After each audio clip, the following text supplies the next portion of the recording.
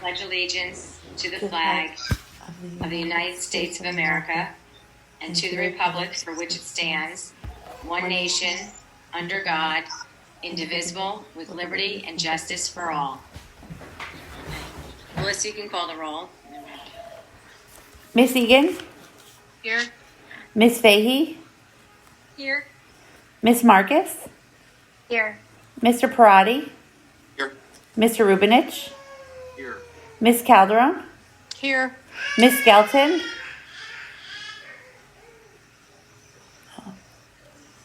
Maybe muted.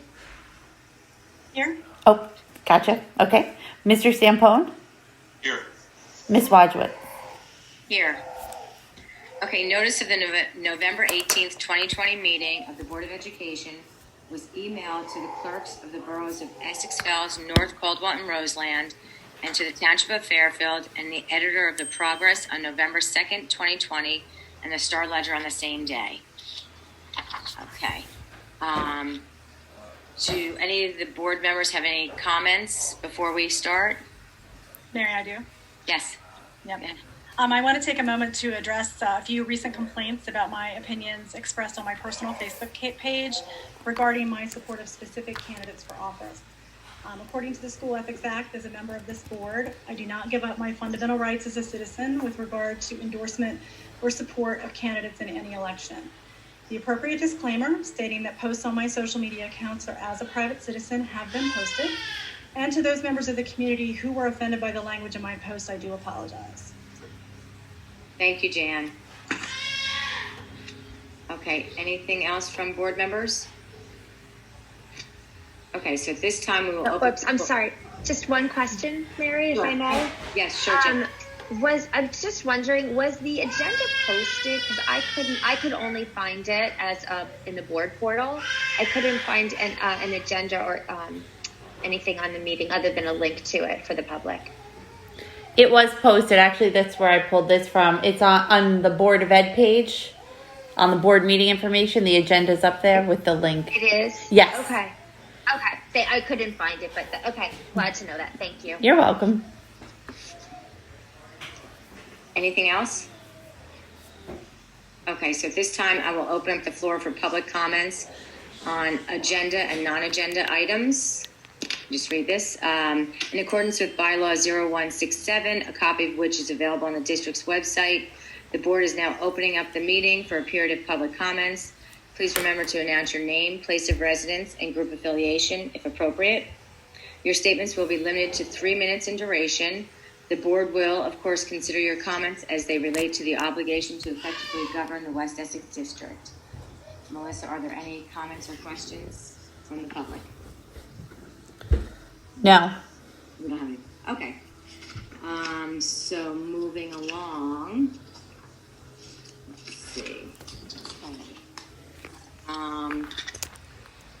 Anne, will you take finance? Sure. The following finance motions are made at the recommendation of the superintendent of schools. Anything placed on this agenda, items 1 to 2, will be voted upon in one motion, and I so move. Second. Are there any questions or comments from the board? Okay. Melissa, you can call the roll. Miss Egan? Yes. Miss Fahey? Yes. Miss Marcus? Yes. Mr. Parati? Yes. Mr. Rubinich? Yes. Miss Calderon?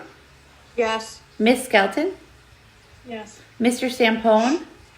Yes. Miss Wadsworth? Yes. Okay. Jill, you want to take personnel? Sure. The following personnel motions are made at the recommendation of the superintendent of schools. Anything placed on this agenda, items 1 through 4, will be voted upon in one motion, and I so move. Second. Are there any questions or comments? Mary, this is Tony. I just want to say I was glad that the replacement for Ms. DeMeo was handled so timely. there was concern, I believe, at the last meeting, and it's unfortunate, but it's really great that we were able to do that. Yes. Thank you, Damien. Anyone else? Melissa, you can call the roll. Miss Egan, Yes. Miss Fahey, Yes. Miss Marcus, Yes. Mr. Parati, Yes. Mr. Rubinich, Yes. Miss Calderon, oh, Yes. Miss Skelton, Yes. Mr. Stampone, Yes. Miss Wajwitz. Yes. Okay, Frank, do you want to take curriculum? Yes. The following curriculum/special education motions are made at the recommendation of the superintendent of schools. Anything placed on this agenda, item 1, will be voted on in one motion. I so move. Okay. Okay, thank you. Are there any questions or comments? Melissa, you can call the roll. Miss Egan, Yes. Miss Fahey, Yes. Miss Marcus, Yes. Mr. Parati, Yes. Mr. Rubinich, Yes. Miss Calderon, I need to abstain because I work for this company. Miss Skelton, Yes. Mr. Stampone, Yes. Miss Wajwitz. Yes. Okay, so at this time, I am going to turn it over to Charlene Peterson, our New Jersey School Board's rep, and she will guide us through our board self-evaluation. Hopefully we can move on to putting some goals together and then go over something that she and I have discussed a couple times, which is board's best practices, that she can help us out with. So, Charlene, you're on. Thank you so much. It is my pleasure. I am going to try and share my screen here and see how that goes. Let's see. So I just wanted to, thank the board for filling out the board self-evaluation, and just for the benefit of any public that's here, that a board, each one of the members fills that out individually. And then this is the compiled results of all the member scores. And just really wanted to thank the board for taking the time to do it. It was probably, 5 or 6 years ago that the state required boards to complete a self-evaluation, and then they relaxed that requirement. So we consider those boards that continue to fill it out, those boards that, it's a good governance practice. If we say that we hold the rest of the district accountable, this is the way that we hold ourselves accountable, that we take that step back and, look at our work and see how we're doing. So like it was said, we're going to look at the board self-evaluation.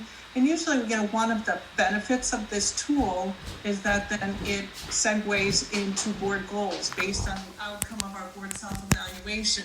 What are some things that we've identified then that we would like to focus on as we look at, continuously improving our board work? And the last piece of this is that discussion of the board governance code. So I'm just going to walk the board through this, and I guess would like you to consider this to be more of a conversational type discussion. And since this is the board's work, this is for you to please stop at any time, join the conversation at any time. And I don't see everyone's faces, so if somebody looks like they have something to say, to please let me know and recognize them, and we'd be happy to hear from everyone. So just wanted to, first say it was great that all 9 members filled out the board self-evaluation, that because this is a tool for you, for the board, it's much more meaningful when we've heard everyone's voices. So the board self-evaluation is based on a 4.0 scale. So, one of the things kind of New Jersey school boards, as we look at a cutoff of things that, we would consider perhaps need more focus, we kind of use 3.0 as that cutoff, and would consider anything under a 3.0 as an area that the board might want to give more focus or attention to. So if you look in the middle column at your overall board score, the work that you do as a board, you can see that over the 9 different areas, the average score over those 9 areas for the board was a 3.4. So, you can see that the board, is working at a high level. So the lowest area that the board evaluated itself was a 3.0, and that was in planning. And the highest that the board evaluated itself was in board and staff relationships at a 3.8. And then separate from there, members were asked to fill out 2 parts in each one of the 9 areas. The first part was about the board, and then the second part was about you as the member. So one of the things that we'll see here, and it's consistent with almost any of these that I do, is usually the areas where the board evaluates itself the lowest as a board. It typically evaluates itself among the highest as the member, or at least when you look at the gap of the scores, like in the first one, there's 8.8 difference between the board score and the member score, and it's one of the larger gaps. So ideally, we would like to see the board scores be higher than the member scores. If we look at ourselves or consider ourselves to be functioning as a team, that ideally the work that we do together as a team and the synergy that comes from all of us working together would be more than any of us could accomplish on our own. So that would be something that we would, continue to strive for. The first column here, the value scores, it just asks, what you value as a board. So what we look at from New Jersey school boards is to see how you evaluated student achievement, recognizing that we consider that to be, the focus of the work. So you can see as a board that you evaluated student achievement, the highest that you could as a 4.0, making it clear that that's, drives the work of your board and is something that's very important to you. So I'm just then kind of going to go through then each one of the areas. And like I said, please stop at any time, give questions at any time. So here, we said that planning was the area that the board evaluated itself the lowest in a 3.0. And like I said, that's not necessarily, a low score, but for this board, it is its lowest. And some of it, I think, has to do with the fact that you weren't able to accomplish the strategic planning like you had hoped. And, some of the members even said that I would have given it a higher score if we had been able to accomplish this. There was recognition of the fact, that we're making strides to, make sure that we get community input and the value of, learning, hearing from our community what's important to them, and strategic planning is a perfect way to do that. So that really is kind of the crux of how the planning process works, that's going to give us our 3 to 5 year direction. And then we would take that and use that to guide the work we do by helping set annual goals, helping set the board goals, that then once we know what's important to our staff, our community, all of our stakeholders, a lot of times people say, well, how do I know that that's going to drive the work of the district? And you're not just going to take all that work and put it on a shelf. Well, this is how we bring it to life, is when we set those annual goals that we put in the superintendent's evaluation. This is where they're going to come from now, is your strategic plan. And as a board, we're going to look at from our own work, how can we support that? Again, recognize that we've got all the steps in place, or, you've got the plan in place to get there, just, weren't able to carry it out in the way that you had hoped to. So, does anyone... Sorry, this is Cindy Egan. Just a quick question. Is it, I guess, consistent that the board score is lower than the board member? Is that what you said? So what is consistent is that usually the lowest area, like if you look at areas, I think there's 2 areas that the board scored itself the lowest. I think it was here and maybe in board performance. In both of those situations, the gap between the board score and the individual score that had the largest gap. So it was I think a 0.8 for both of them. So that's kind of what's consistent, is wherever the board evaluates itself the lowest, whatever it is, it typically as individuals then rate themselves higher in that area. So, ideally we're trying to get those scores flip-flopped, and that the board scores would be higher than the individual scores. Okay. Thank you. Sure. Anyone else? Charlie, this is Tony. I don't think I've ever seen an unsat. So do we get more, how do you get more insight into the drivers for that? Is it just the comments that we receive, or do we get to talk about it? That's the whole, the whole purpose of this is, like I said, this is your tool, this is your board self-evaluation, and that's what, the intent of this is to have those conversations and talk about what those drivers are. The comments might give us some indication into it, but, it also would benefit from conversations. So you're, willing to, able to open the floor and have anyone share, what. What was on this, is there anything, any comments regarding the unsatisfactory for the LOC? Sometimes it's hard to tie and make the connection. I don't know that there was anything that specifically said that.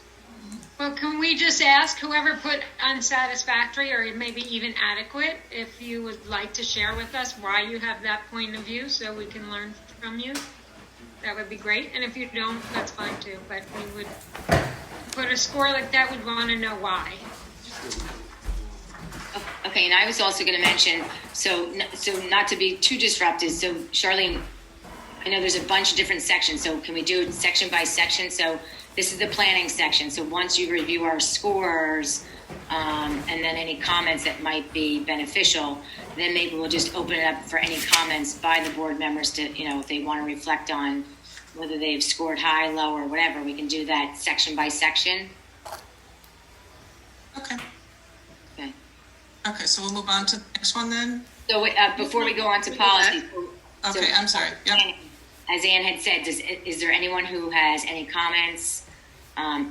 There were a couple unsatisfactory, comments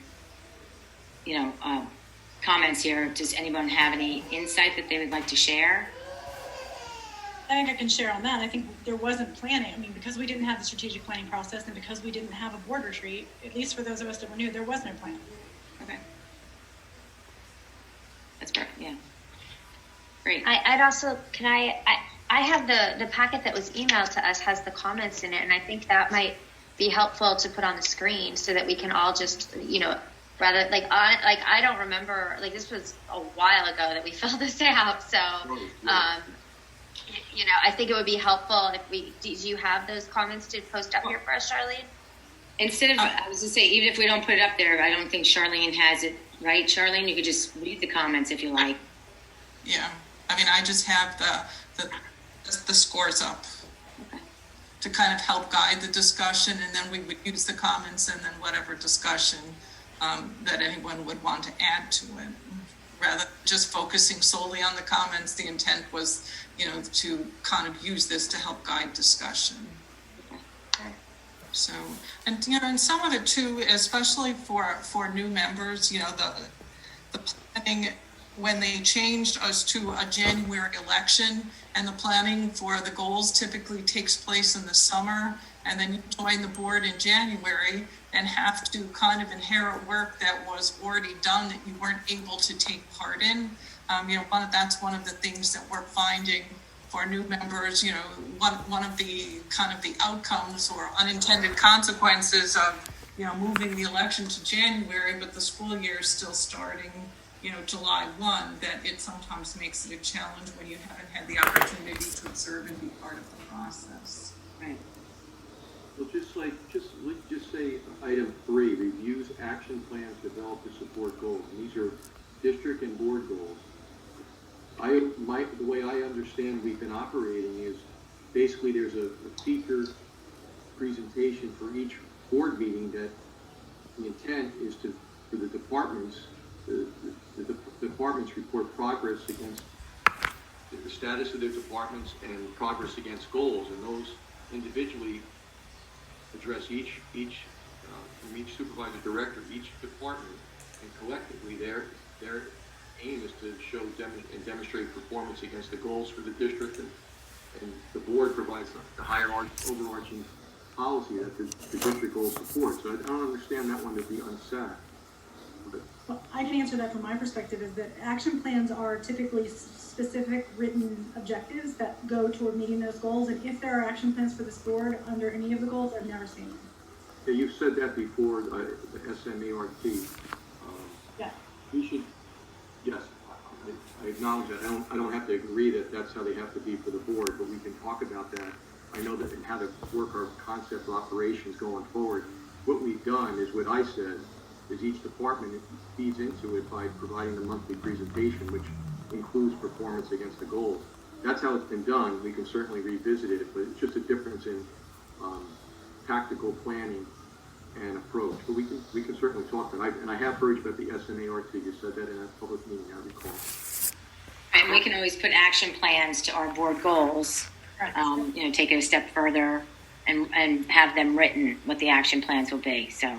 Right, and there are lots of and also we also have our board calendar, so we plan the whole entire year out, and then correct me if I'm wrong, Tony. Monthly, you mark off what we've done during the year, or if we're behind, and then we catch up. So it'll be either green, yellow, or red, and so every month as a board, we know what we're doing. Yeah, Yes. the breakdown there is I wasn't putting it out. To be fair, even with COVID, it was a funky kind of year, right? The first one that was put out in March, that's the month when we went into this situation with the pandemic.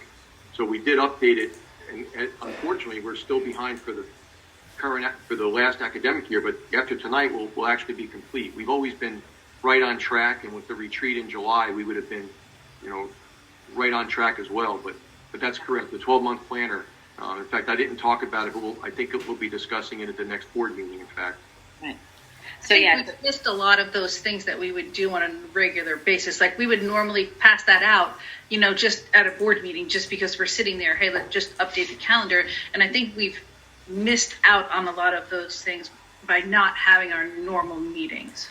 I agree with you, Cindy. I was just going to say that. So our 12-month calendar, which we're usually good at, that we kind of update and update the board on, every 3 months, quarterly.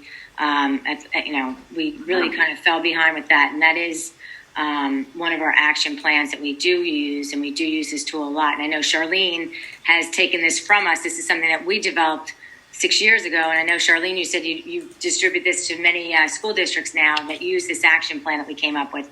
But we did fall behind a lot this year on this in particular, and like you said, Cindy, some other things. So it's been a crazy year. So moving forward, we will get back on track with that. And Tony, like you said, you can report that out. I know you had sent that to the board, but moving forward, and maybe our next meeting, you can report out on that for us. Will do. I have a question comment. When we're talking about the goals here, and we're talking about having measurable, strategies to support the goals. I'm looking at the 2 goals. I want to make sure we're talking about the same set of goals, because I know there are others that Damien has included in some of the district planning. But here I'm looking at our board goals to work towards a master board certification and to improve communication within the board as well as all stakeholders through continued use of board portal and shared documents. So those are the only 2 goals that that's what you sent out, Mary. So I just I guess I'm having a hard time, I've had a hard time in general and in this conversation understanding how and the rest of our work lines up. Like those are 2, so master certification is a credential, right? But it's training. It's additional training that we chose to take by ourselves, but it's not necessarily the certification. That was, I guess, the end of additional training that we wanted to acquire. Okay, so but I guess these just I would just think we would have. I remember when we set these goals. I think didn't we do this in January? No, we haven't set it. So we haven't actually had a chance to. When you first came on the board, I did ask you and Jan for your ideas with board goals, because we had hoped to. We had originally 3 goals, and we had accomplished our goals. So we had planned on, adding an additional goal this past year. But again, with COVID, we never did, and then we never did our board retreat during the summer. So we just have these two goals, which were our current goals.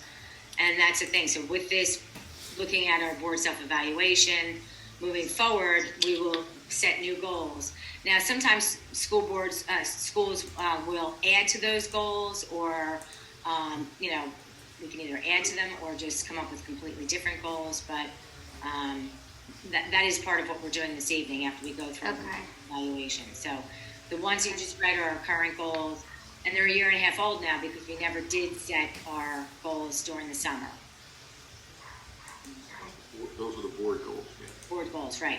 And the district goals are completely different. Those are those are the ones that we approved, I think, last meeting or 2 meetings ago. That's set by Damien and the administration. Those are different goals than the board goals. So they set goals for the district, we set goals for the board. Thank you. And this indicator with the action plan, so the board, relate to both of them. So, the district goals are how you as the board evaluate the superintendent, and you talked, so I heard someone mention SMART goals. So typically when we set the goals, they're more broad and general in nature, and the SMART aspect comes in the action plans as we look at the indicators of success, as we look at how we're going to measure it, so that when you as a board are evaluating the superintendent, it's not, kind of your interpretation of what this goal is supposed to mean. It's not my interpretation. It's, that the superintendent outlined action steps that he was going to take to accomplish this goal. Did he do what he said he was going to do that led us to the end result? So, as a board, we should have a place of, we don't set the action plans, that's the how. We're responsible for helping with, monitoring or the what of, what is the direction for the year? What are these goals, both for the district and for ourselves? And I can say that it is, less, common for boards not to have as formal, some boards do a really good job of it, but for the most part, board goals don't have as formal of an action plan. Like a lot of times you might assign it to a committee or, kind of just look at it as a group every so often. But, really kind of where the more formality comes in is in the district goals, because it's important for you as a board to know the progress that's being made in the direction that you've set for the district. Not only you, but also the community to know. So that's why we say, regularly monitors progress, because are we moving the district forward? So the way you would find out, you mentioned that you have updates at your meetings. So some boards do it that way. Some boards may pick, 3 or 4 times a year that there's just specifically an update just on that alone. There just needs to be a way as a board that you are aware of the progress that's being made on the district goals, so that when it's time to evaluate the superintendent, there's no surprise to the board on where the district is in its accomplishment of the goals, and no surprise to the superintendent in where, the board's perception of that, because we've had this communication, we've had these updates. We should all be clear on the direction we set for ourselves and how we're doing and getting there. Thanks for that clarification, Charlene. So it is important to have objective, not subjective action plans that can be measured. Yes, yep. Usually, like I said, one of the important columns, or when we give an example of what an action plan might look like, one of the columns is an indicator for success, so that it provides that objective measure of how I would know whether you accomplished that or not. Okay, So goal, it may be subjective, but it is some way to measure it. So when you say goals, are you, as far as objective versus subjective, I'm not advocating subjective, are you talking about the board goals or the district goals that the CSA is measured against when you say yes so emphatically for SMART? I took it as the latter. The board goals can be more broad in nature, but the CSA goals can't be, and that's what's flowed to the district administration. Just to be specific in response to what Ms. Skelton said.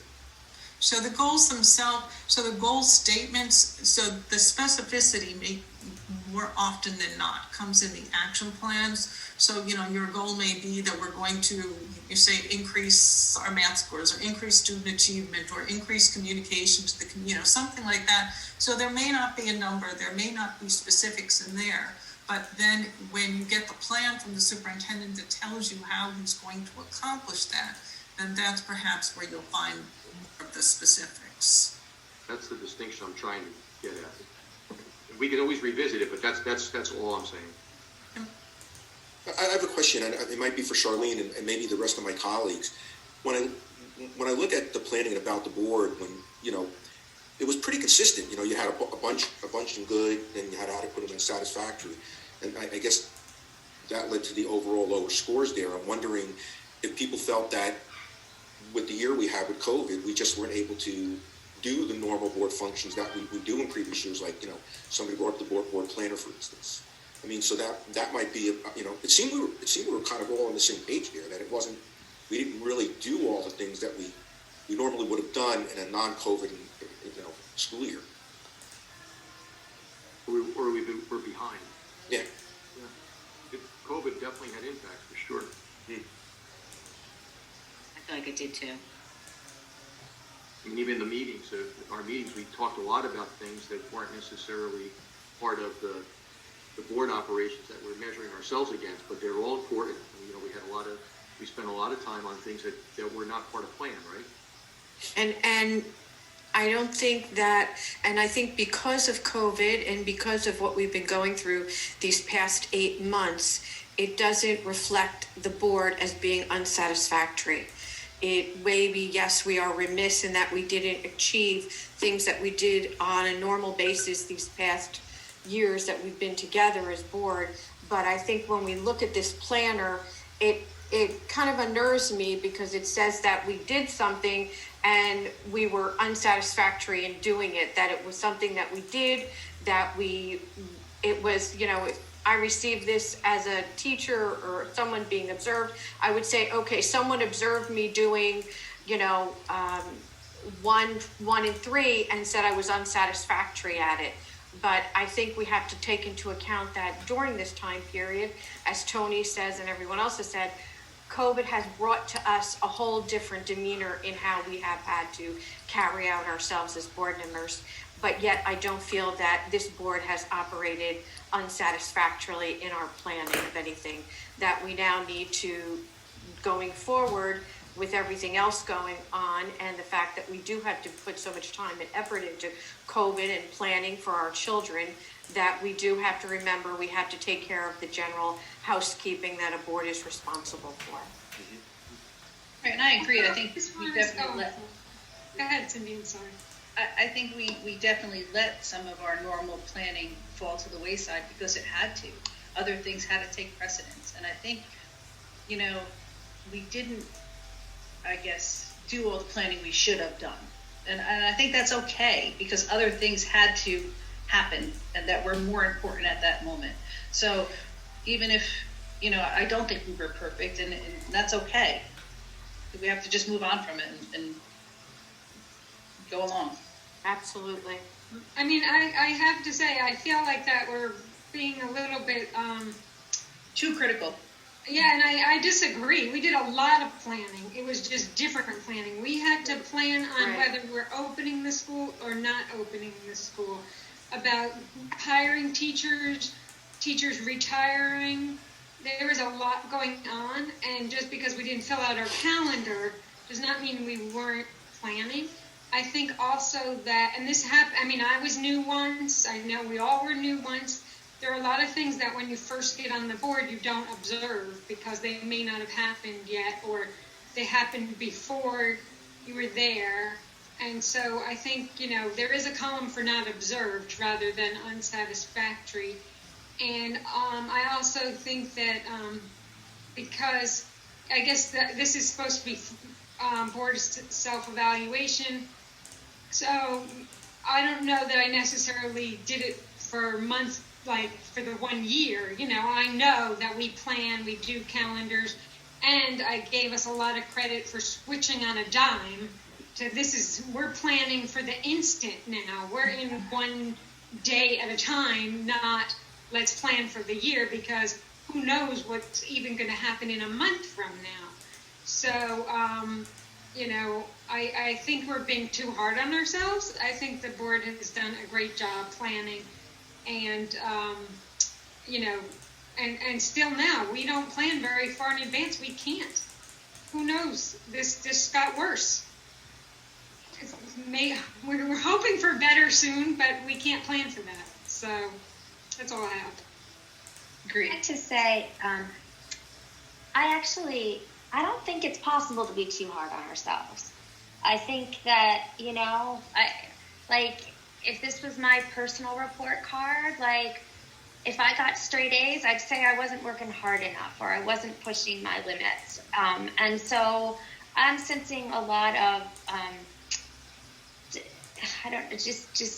unease with the idea of a score that's not excellent. And I think the reality is that this year was not normal, and it's understandable that the process that we set out to work on in terms of strategic planning this year didn't unfold as intended, and as these the criteria were listed that we were asked to evaluate. I think it's okay to take a yellow highlighter and say, you know what, we need to revisit this stuff. Let's work on it going forward. It doesn't mean we didn't do other things that were of value, but I think it's important to not be afraid to expose our shortcomings in some areas, and just know that it's an opportunity to work on them. So, and I also think that, if you look at the title columns, because I'm hearing everybody saying, reacting to the word unsatisfactory. And, that's just the word that was chosen to describe a number one, right? So if it's, 4 is the best and 1 was the lowest, it was, less than adequate, right? And under these circumstances in this given year. And I just think we tag it and say, let's go back to it. And when we work on new goals and planning, we make sure that we address it going forward as best we can in light of a pandemic, right? So I agree, but we need some creative criticism to know what is wrong. Just to say something is wrong isn't enough to know why someone feels something is wrong. You can't work on it if you don't know what someone feels is wrong. Well, I think I read the comments, and I thought the comments captured it pretty well. Me too. They're not measurable, and they're not specific, and we weren't part of that planning. Some of that planning didn't occur. And let's keep in mind when we did this evaluation also, guys, we did it right as the world was falling out from under, so we can look back in hindsight and say, we did do. If there was a question that said, how did you do on COVID planning? We'd have a different score, but that's not what it was. I think that's a good point. I mean, we're in the middle of a pandemic, and not making any excuses. Some stuff did get pushed aside in having to support the administration with dealing with the pandemic. And Ann's right. We were making split decisions. We were dealing with the pandemic, planning for the pandemic. I'll just respectfully disagree in that I'm not just taking all that, saying it's all COVID-19 impacts. When I see 3 and 4, and knowing each meeting there's a department presentation of progress against goals that were set, developed, and there's monitoring, which is item 4. I struggle to see the unsatisfactory part, but I'm willing to certainly have the conversation when we can go over it, and when we set the new year ones, to see if we want to change what we're doing, because I think the things we're doing, I don't know if they were really well understood, the presentations we get and how they fit into this. But I could be mistaken. Let me ask a question. I can respect that, but I'm curious. Other than Ryan making a presentation this year, it seemed that once COVID fell upon us, I don't recollect, at least since January, a department head other than Ryan coming up and making a presentation on how that department did versus the plan. Guidance presented. Who? Guidance. maybe guidance and Ryan, but I don't particularly remember throughout the year getting it. No, I'm not blaming anybody. I'm saying I think this is a unique year and unique circumstances and people are focused. Here though, this is the academic school year, July 1st through June 30th. Okay, it isn't just January. All right. Okay, Got it. It's my academic year. Right. So during this academic year, and as we always do, which we did, again with COVID, we fell a little bit, but we do have the department heads come in, or the supervisors, every month to give their presentation on how their departments are doing. So from July to January, February, they were doing that, but then past that, I think you're right. We only had Ryan and maybe Lisa Holtz, but again, it's something that we'll get back on track, Yes. and something that is something that we always do, and we'll keep moving forward. Just in light of time, I mean, I just if anybody has any final thoughts on this, say them, and then I'll ask Charlene that she can move on. So, anyone else have any thoughts? Okay, go ahead, Charlene. Okay, we're moving on to policy then. So as we look at the policy section, we look at it from two different perspectives. It would be, your actual policy work that you do, in terms of the development and overview of policies. And then secondly, understanding our role as a policy-making body.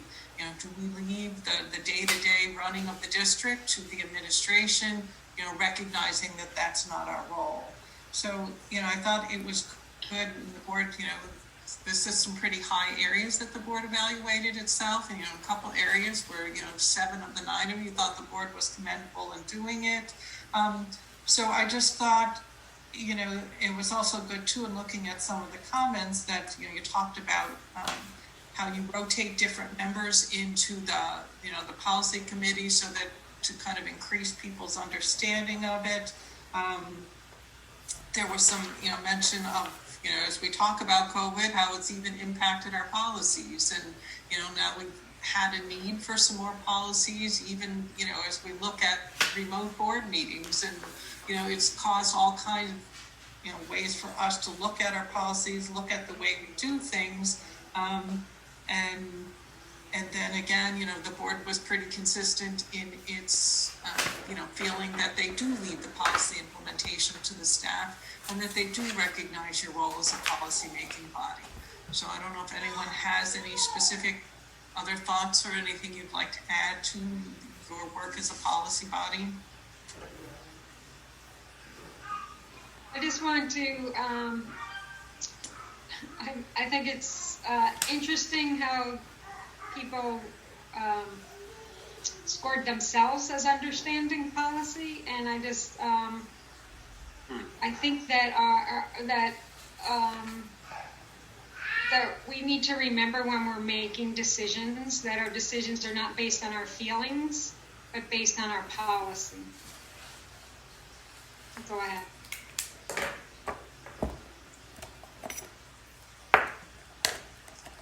Okay. And anyone else regarding policy? In the comments section, one of the comments reads, the board currently operates as a body that rubber stamps policies and proposals with little engagement or input on critical issues.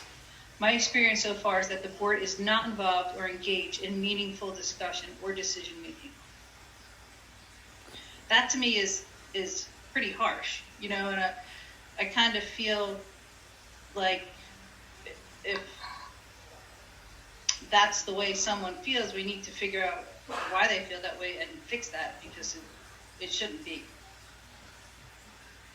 And I think that shows up again in board operations. I think there's lots of sentiment or comment there as well.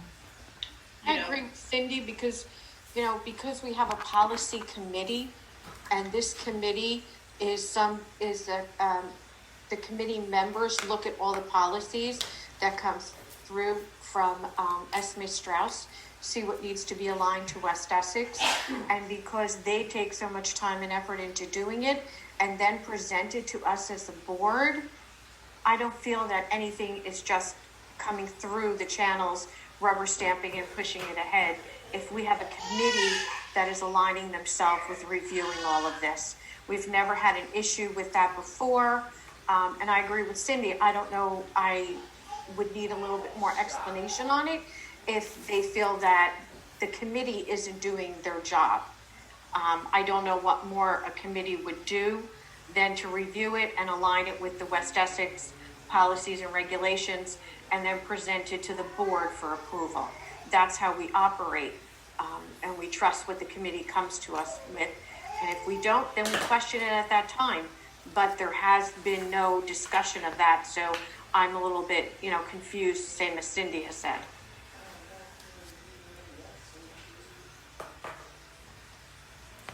Anyone on that? I know that, I've been on the policy committee, and I know Ann has too, and she can speak to this as well. Many of the policies that we do get are mandatory.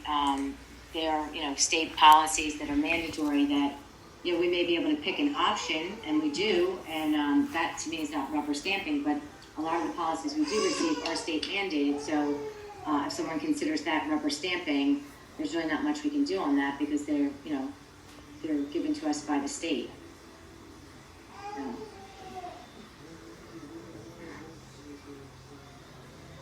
I think that in general, my experience has been that disagreement or different opinions or questions are not welcome. And so in that way, I would say that it doesn't feel like a healthy operating body to be able to share different points of view and talk through things. And I think that does come across in our public board meetings. When we go through the agenda, and it's just a process of reading it and then voting on it. And when questions are raised, it's the sense is that those questions are unwelcome, and there are board members that have commented both in committee meetings that I've been in, as well as in publicly held board meetings when other board members have asked questions and made those board members asking questions feel less than valued or out of line. And so I think it's hard to operate as a healthy, functioning board when some members feel intimidated by the group mentality. Jill, I'd like to talk more when we get to the operations section. I think there's some overlap here. Like on the policy, for me, it's frustrating if we do meet as a board. In the board committee, we vote on what we're going to promote to the board at our board meeting. The vote's 4-0, meaning 4 yes and 0 no. And then we go to the board meeting, and then, there's suggestions to table an item. And I realize that can happen based on feedback, but if that comes across as intimidating or unwelcome, it's just that I think that we're a board, not as a whole, by committee, and we need to take advantage of the committee time. But then we go around and we try to reach consensus, and then I'm thinking once we come out of a policy committee meeting and go to the board, where we're aligned, and I don't always feel like we're aligned. I feel like you go in thinking that you're aligned, and you come out with tabling and deferring action on it, and I'm just very action oriented, trying to get things done. But I like to look forward to getting to operations too, but I think there's some common themes here. In operations, we can really have some good discussion too. I look forward to that. So I was going to say too, in policy, Jill, when you're referring to rubber stamping, you don't mean regarding policies, you mean regarding our agendas and the items that we vote on that you feel are rubber stamped and there's no room for discussion there. You don't mean as far as our policy making decisions. I think it's commingled. I think I understand being on the policy committee that I understand that we receive the majority of policies that are handed to us, and that there's really not much to do other than adopt them or not. So I fully understand that. So it's I would say it's more of on the few instances when there've been policies to discuss, it just, again, it's a culture where it doesn't, where different perspectives don't feel welcome. That's the best way I can put it. And if your question, yes, and I would say that this would extend to, yes, not policies specifically, but agenda items as well, yes, and so maybe that was, inaccurately directed comment, because it feels more of a, and that's more of a reaction to, like rubber stamping things as we go through an agenda. Yes, Mary, that would be more accurate. Yeah. That's more in line with what you're saying. Okay. Yeah. I just want to share one example for someone who's not on the policy committee who has raised, and you and I have talked about this by email, very specific and critical issues around policy. And those go not only unacknowledged, oftentimes unaddressed. So it's very difficult if you're not on that committee to have things addressed or even brought forward, because those opinions and those perspectives are simply not even acknowledged often. Emails on a policy? Yep. And moving forward, I was going to suggest that, like, when there's something like that, if it's a policy issue, it should also incorporate the chairperson. Policy chair, yeah. No, Mary's been on the email, so people have. It's not that they're going into nowhere. They've shared the emails, and I've shared the emails that have specific issues that are very detailed about policy, where we are deficient, and those went unacknowledged and unaddressed. Yeah, I'm personally not aware of those, so I can't comment. Okay. Yeah. And moving forward, I did speak to Stephen regarding that. So when I do receive an email such as that, I will forward that on to a policy chair, or to whether it's curriculum or anything like that. I will forward them on to the specific chairperson so that they can also be involved in the discussion. Okay. So yes. So Jill, with your what you were speaking about, as Tony said, we'll get on to that with the operations of the board with that. But also, I just want to add one other comment. Sorry, Charlene, before you go. No, that's okay. Okay. So even when we have, whether it's a curriculum or policy or finance meeting, or even just a regular board meeting, it may not always be unanimous, but whatever the majority is how a vote would go. So let's take, for instance, a policy. Let's say it was 3-1. I mean, it's a majority.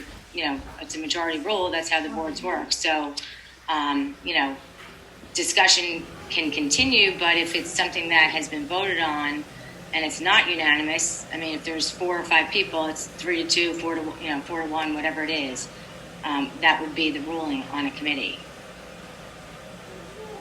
No. So just a question on that, Mary. So if that's the case, though, it's not prohibited for a board member to publicly voice their lack of support for that policy recommendation from the committee. Isn't that right? I mean, because we each have a voice on the board that we're, right? Yes, we each have a voice on the board, correct. So if you're in a specific committee and you voice your opinion, but if a vote has been tallied, you go with the majority vote. Can you speak about that publicly at a meeting? You certainly can, but the ruling or the vote would still stand at what the majority is. Right. Okay. I mean, it is nice, and we've said this before. I mean, listen, we don't all have the same ideas. We don't all come to the same conclusion. But, I mean, my hope would be, even if I'm voting on something and I vote against something else, because that's the way I feel or my personal opinion, I would still hope that as a majority, I would vote in favor of what the majority of the board votes for.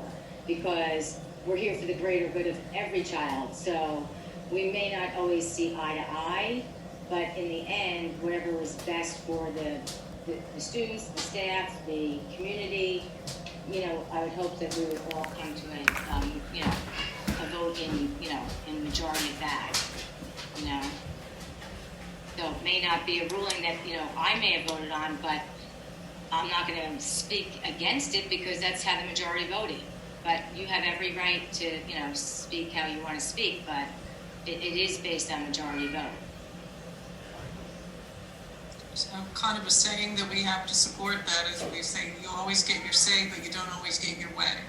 So it's, it's important, like you say, to be able to, speak, to speak your mind on something, but recognize that when the majority does make a decision, and then that's the decision that we support. It's also important too, that if we are going to, disagree with something or publicly disagree with something, and we know that that's going to happen, I guess that ideally there would be no surprises as well. So if you're on a committee and the committee is going to recommend something and you say, I have the minority opinion on something, it might be fair for me to let the president or let someone know and just say, while the committee is making this recommendation, it's not my opinion, and I intend to share my opinion tonight that differs from that recommendation. So that, that's kind of how you build trust, is no surprises, so that we don't have to agree, but we can respect that we are not going to surprise one another and, kind of take steps to work together as a team. So. Charlene, I think that's one of the biggest things that we all need to keep in mind, is that you can share your opinion and your opinion can be different, but I feel that as of late or whatever, it sort of like comes out of nowhere, that the president doesn't know about it, or there isn't communication that there's going to be speaking against something because you're not in favor of it, and that's fine to do, but it shouldn't be just that it's a surprise that night that a board member just starts making that commentary during a board meeting and no one's aware of it. And I think it is a respect for the position of the president that they're just made aware of what's going to come so they can be prepared also. I think that's a great point. And it allows for more fruitful discussion. If, then I can kind of make sure that I'm doing my, like if I'm in favor of it, I want to make sure then that I'm coming prepared to be able to discuss my points, versus someone who's not in favor to come just, prepared to discuss their points, so that together the board, we want to make sure as a board that we're having informed conversations. I think people have mentioned, the value in conversations and conversations taking place at the board table. But I believe they're informed conversations, so that when we do take a vote and we do, form a majority opinion, that it's everyone's had the opportunity to come prepared, informed. We can turn that stone over however many times, so that, the final outcome, ideally, that is the best outcome for the benefit of your students. Mary, a question. Would you say that the same thing applies if I wasn't on a committee and something was voted out of committee that I disagreed with? Probably the right thing to do is to let you know ahead of time that I might be not voting in favor of it. Sure. Okay. That's good. Well, see, I think when we get to board operation, I was holding off some comments to board operations, but I think that it's the right thing to do, the way we structure ourselves. We have committees, we issue committee reports, I've really pressed to have us issue committee reports within 3 days of a meeting. I don't like to get committee reports the night of the board meeting. We've done a really great job this year, all the committees. Ray with safety and security, policy, we get the reports out early. And the point to me, and that's I'm looking forward to, if we have a discussion about it with operations, there's so many surprises, and I just don't know who that serves. If you don't get any feedback from the night of the meeting, in public, there's comments, and it just seems like it seems counterproductive to me, and it's just Tony's opinion, that having feedback in advance to prepare so that we can work together, that's what's lacking. And I see a lot of this in the operations part, about collaborating, about working together, a willingness to work together. and not just hear, well, nobody said anything to me, or no. Thank you, though. I'm sorry. No, I want to finish. With that in mind, with that progress, I feel a board member should be asking questions of the committee heads. You get the report 3 days in advance. These committee heads are taking the time to do that, and you're reading the report. Call the committee chair instead of waiting to the board meeting. Email the committee chair. Hey, can we have 5 minutes or 10 minutes to discuss? That's the whole purpose of getting them out early, right? Yeah, I'd like to address that too, because I think that obviously these comments are being directed at Jill and I, and I'm going to speak very directly. Early in my board tenure, I actually did reach out to committee chairs and ask for specific responses to questions. And I will share the emails back to the person that's actually raising this. I was actually told that he wasn't comfortable talking to me one-on-one.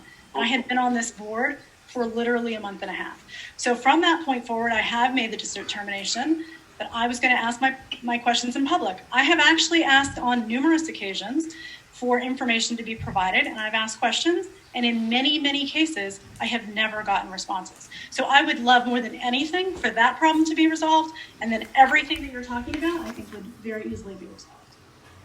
Okay, so to that point, the instance you're referring to is when I issued minutes, finance committee minutes, never got any feedback from you before the meeting. 10 days after the regular committee meeting, you reached out to me to answer questions.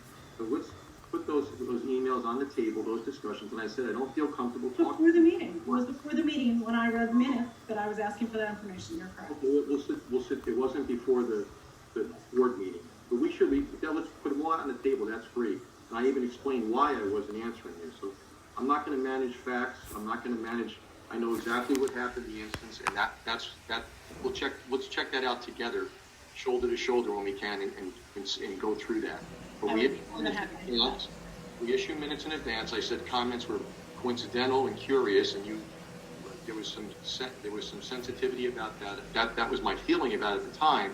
But then I got questions after the board meeting about a committee report that was issued before. That's the specific instance. Since then, I'm not aware of any issues where I'm not aware of any inquiries or questions other than comments made in public, which I'm not sure how well that serves us coming into a meeting as you're about to wrap up and have something come out like that. But by all means, I do want to, I'm here for 3 more years. I want to work together and see this board and see this district be as best as it can be, just like I believe everyone else does for their kids.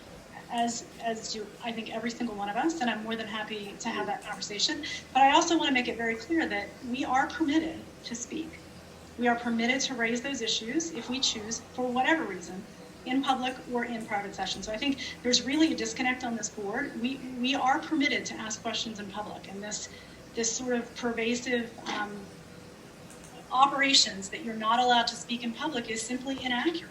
The reason you have boards is so that you can ask questions in public. And so I've actually addressed this as recently as this past week with our attorney. So we are permitted to speak. And so I think this ongoing sort of narrative around that it's inappropriate for us to speak is completely inaccurate. I'm not saying it's to speak.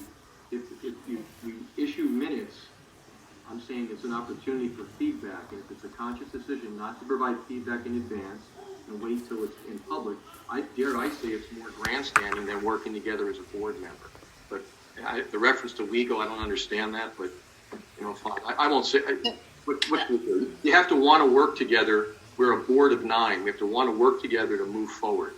Okay, that's all. And I can't imagine there's any. I'm not quite sure if there's any. I don't think there's disagreement on that. It's just style. Okay, so let me interject here for just 1 minute.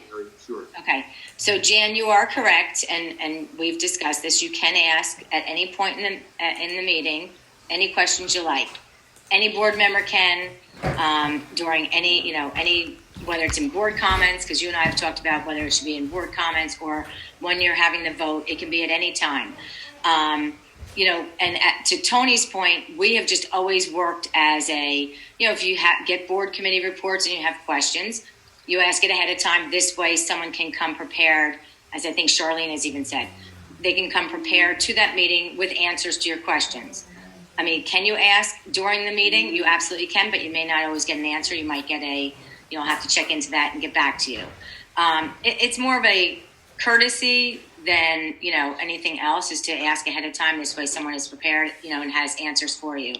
But as you and I have talked, Jan, you can ask at any point. That's absolutely correct. Mary,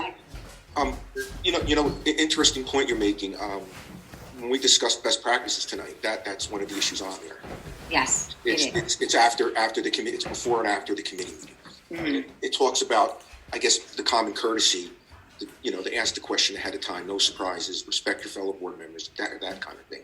Right. Which is just, again, I mean, we all want to, we all want what's best for all of the children at West Essex. And I'm hoping that, moving forward, we can be a more cohesive board and try to respect one another. And, if it's our style that we ask questions ahead of time, I'm not saying, Jan, that you can't. It just, we just do it as a courtesy, and that's what we've always done. You can ask at any point. Jan and Tony, if you need a referee for your little going over your, your finance stuff, I'd be happy to sit in on that with you, and maybe we could just settle that once and for all, and move past that. So let me know.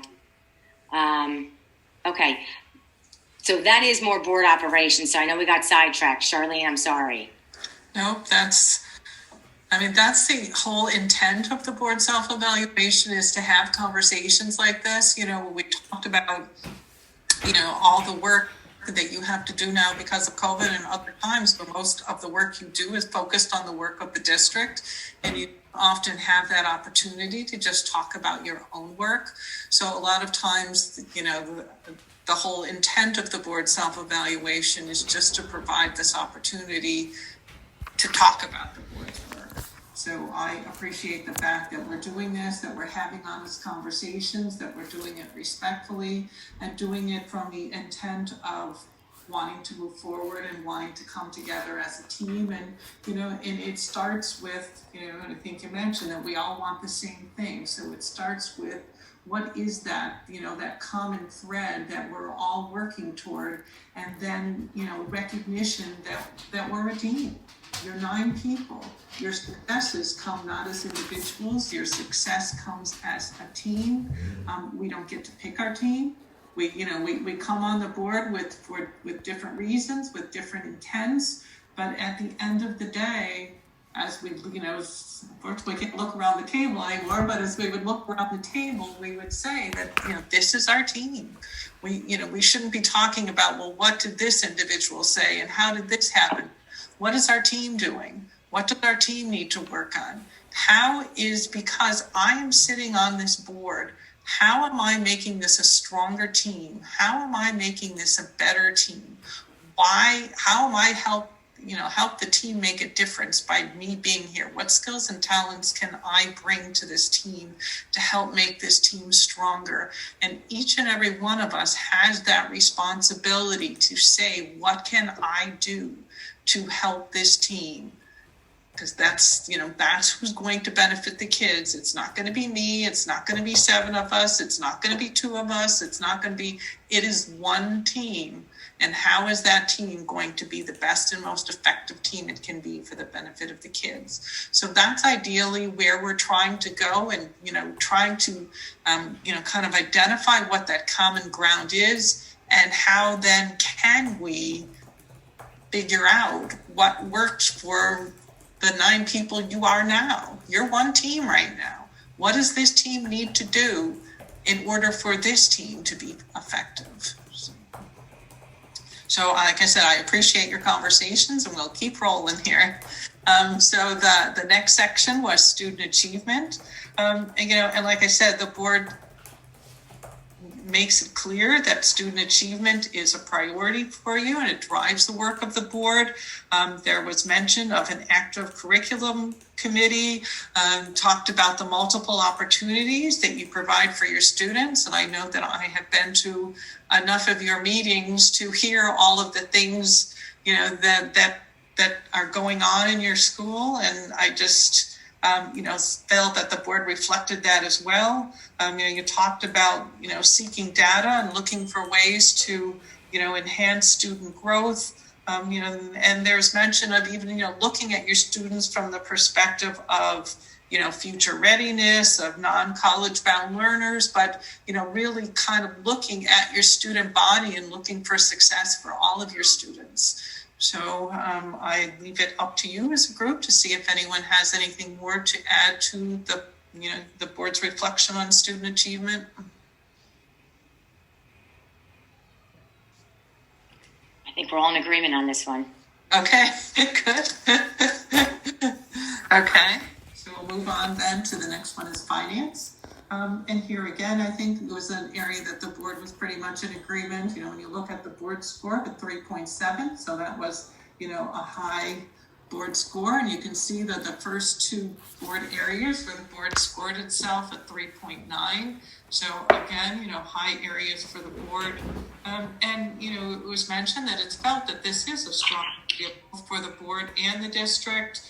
Talked about the support that you get from the administration in this area, the work that the finance committee does. And I thought it was really good that someone mentioned how important it is to make sure that your budget and your finances are in alignment with your goals, to make sure then that you are supporting the work that you need to do or that you want to do to move the school forward. So just even looking at it from that way is a really important perspective.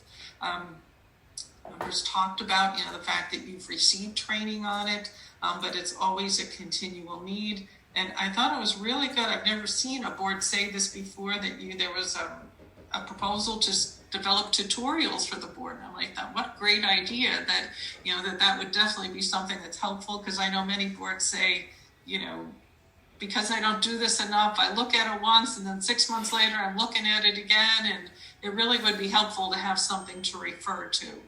So it really is important for board members to have training in this area, to ask questions in this area, because, you really are kind of playing that delicate dance of how do you make sure that you're providing the best education you can for your students at a price that, your communities can afford. And it really is a challenge as the squeeze keeps getting tighter and your budget keeps getting pulled in so many different directions, that again, that's even more of a reason for the strategic planning, is to make sure that we are putting our resources in the right places to, move our district forward in a way that's of value to our communities. Any comments, thoughts from anyone else on the finance? Just that I hope we continue as many sessions as I take on finance at school and things like that. It always makes a world of difference to me when our business administrator shows it in my numbers, something that is much more personal to me and you can understand it so much better. So I appreciate Melissa that she does this for us, and I hope it continues at least on a yearly basis, that we can have our own numbers in the training, because it makes it so much easier for me to get a better grip on it. Absolutely. Yep. When you look at your reports and she can show you this number should match to this number, and yeah. Yep. Okay. Anyone else for finance? Okay. So then we'll move to board operations, which is, an area that we said, okay, we know that we've got a lot of things to talk about here, and also thought, that the scores would even suggest that, that as a board, you're not on the same page. That in some things, 4 of you would think you're commendable in it, and 3 of you would think you're unsatisfactory in the same thing. So you can see, like I said, that the board is not on the same page in this area. And even, if you took out some of the descriptors and some of the comments, the ways, the board talked about itself and the way that you get along and work together, we're seeing words like toxic, dysfunctional, confrontational, argumentative. So it would not necessarily be ways that, obviously a team would want itself to be described. And I think that we talked about that climate of allowing for free and open discussion. And I have to say that when I look at board self-evaluations, to me, this is number 2 on the top here, that this is an area that I always look at, because I feel that this is where your work takes place, is at the board table, and that we do need to have those discussions, but they need to be respectful discussions, informed discussions with no surprises. So we need to figure out a way then to provide for that climate, recognizing that like I said, that is where your work gets done, and that is how you make the best decisions. So recognizing that there's a lot to be said here, I guess I will leave it up to the board and, to get your thoughts and feelings. And like I said, hopefully that we can talk this through, and not so much from the perspective of finger pointing or this or that, but looking at identifying areas where we need to look at our process, look at areas where we as a board need to come together in a way that makes sense for this group of 9 people, for this team. I just have one comment where it says our board acts as a board of a whole or a committee. So one person thinks we act as a board of a whole. So just for whoever that is, we work under committees, not as a board of a whole. And maybe Charlene, you could just give them a definition or speak to that so they understand how the board works. Well, I can also tell you, I don't know that I've ever had a board self-evaluation where everyone answered the same to one thing. So it's not uncommon for that to happen. And sometimes the confusion comes because there are some things that you do discuss as a group, as a whole. But, typically this is looking at your governance structure. And when we talked about your governance structure, it means, do you have standing committees versus do you do everything together with all 9 of you discussing, everything at the same time and not have standing committees? It's not that often that boards of 9 people are able to work as a board of the whole, just because there's so much that you need to accomplish that boards usually who try this method are not usually find that they're not able to get the work done that they need to get done, and not able to have discussions in the level of depth often that is beneficial. So it's it is an option, but I would say that most 9-member boards work in the way that you do with standing committees.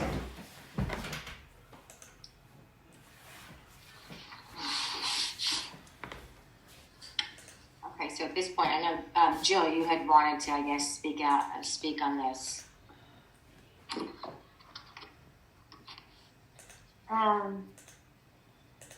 So let's see, I'm just reviewing the comments. So I think it's, as I mentioned earlier, about the way the way the public meetings go, in that when we get to the agenda, we just go through the agenda, and there's not a lot of robust dialogue. And when questions come up, it's awkward, and it seems to be perceived as hostile for asking. The idea of asking a question seems to be perceived as a hostile affront to the rest of the board. And I that's my perception, my experience, and I know that I've heard countless members of the community, comment on it. And as a new board member, it's been extremely challenging this year to engage productively with the board, and to feel like I do have a voice, one of 9, but to feel like that it matters, and to also feel like it is comfortable for me to bring forth sentiments that are brought to me by constituents. And I know that, again, I can't even count how many people or inquiries have come my way where I've encouraged people to reach out to either the administration or come to a board meeting. And follow the chain of command, and if they don't get the resolution, then show up at a board meeting and ask the questions themselves. And the members of the public are intimidated. They don't feel welcomed, appreciated, or encouraged to speak out. And at board meetings, they don't. The agendas are. I know it's a style thing, but even just the lack of detail sometimes on agendas leaves the public in the dark. And even me, I don't, sometimes I happen to know more of what's going to be on the agenda, but I think the more information that's shared, the more productive our meetings could be. And so when I've suggested to people come to a board meeting, and they listen to the board, they don't even know what to ask sometimes. And I've heard many instances where other board members have made comments that made members of the public feel extremely dismissed, unwelcome, and it's very unpleasant and embarrassing. Okay, so I'm just writing these notes as you're saying, so I just want to talk about a couple of things. So, Sure. One thing you said, lack of information on the agendas, meaning what? Because our agendas are pretty detailed on what we're voting on. So voting items, yes, there's detail on the voting items. And I think, Mary, I know you and I have discussed this previously. And I don't recall where we netted out, if it was just a business or an executive decision. But the part of what I'm calling the agenda that precedes the agenda items that we vote on, there are typically, that's where department heads may present, or whatever it is, Mr. Michochi may present, and those topics are of interest. And knowing in advance what those topics are could be very helpful to all of us as board members, as well as to the community. That's what I'm. Right. Okay. So we have had the discussion. So that's kind of getting back to when we have our supervisors who give the reports every month. Mm-hmm. You want to know specifically what they're going to be reporting, as opposed to just putting on the agenda that, like, say, supervisor of English report. You want the community to know exactly what they're reporting, which is just really their monthly report or their yearly report. But there's usually a topic, right? Like when I don't know when when the guidance. It's really not. I mean, guidance is different. But twice a year. What's that, Tony? Mr. Book. The HIB twice a year. That's not a department, but. Right. No, but I'm just saying. So Jill and I did have this conversation once when we have our supervisors who come and give their, they come. Each month we would have a supervisor come and give their departments overview of what they're doing and how they're doing. Jill did say to me at one point she thought it should be a little more specific, but I mean, it really is just their annual report of their department is what they do at that point. So I know you did say that, Jill, but I don't know how more specific that it can be. It's not really a topic. It's really just they're giving us their annual, update on where the department is. I think even Mary, saying that, like when Mr. Gupta gave his presentation on, it was so long ago, right before COVID, I think, it was I don't know. So, yes, like having that show up on the, at the top of the agenda would be meaningful. Just to, as opposed to, often I think that it just says, superintendent's report and maybe department head reports. I don't have it in front of me, but I think, for the most part, it's just kind of blank. And, even just for the benefit of all, listing the names of, instead of principals, like it's helpful for incoming, families who have children who are just in 7th grade or 8th grade, and they don't know who the high school principal is. So it would be nice to put Mr. DiLiberto's name on there, comma, principal of the high school, and then, just a little something to make it a little more informative. And I think that would help with public questions as well, because I know it's been a bit of chaos at times when the public starts asking questions and not understanding agenda versus non-agenda items. And I just think just a little more information about what it is and when possible would be helpful. That's it. Okay. And then you also said that you wanted to know, so you said there's no dialogue. The public doesn't hear any dialogue during our they want to hear some kind of dialogue during our meetings. So I guess, and I think that's where you're saying that we kind of rubber stamp stuff, that we don't, when we go through the agenda, we vote on things and we don't really have a discussion. And I could be wrong in assuming that, but I'm assuming that's what you meant. Is that where you're saying that we rubber stamp? It's a perception that, and it's a feeling that, again, I'm trying to further information. Just Is rubber stamping? I'm a little confused here, Jill.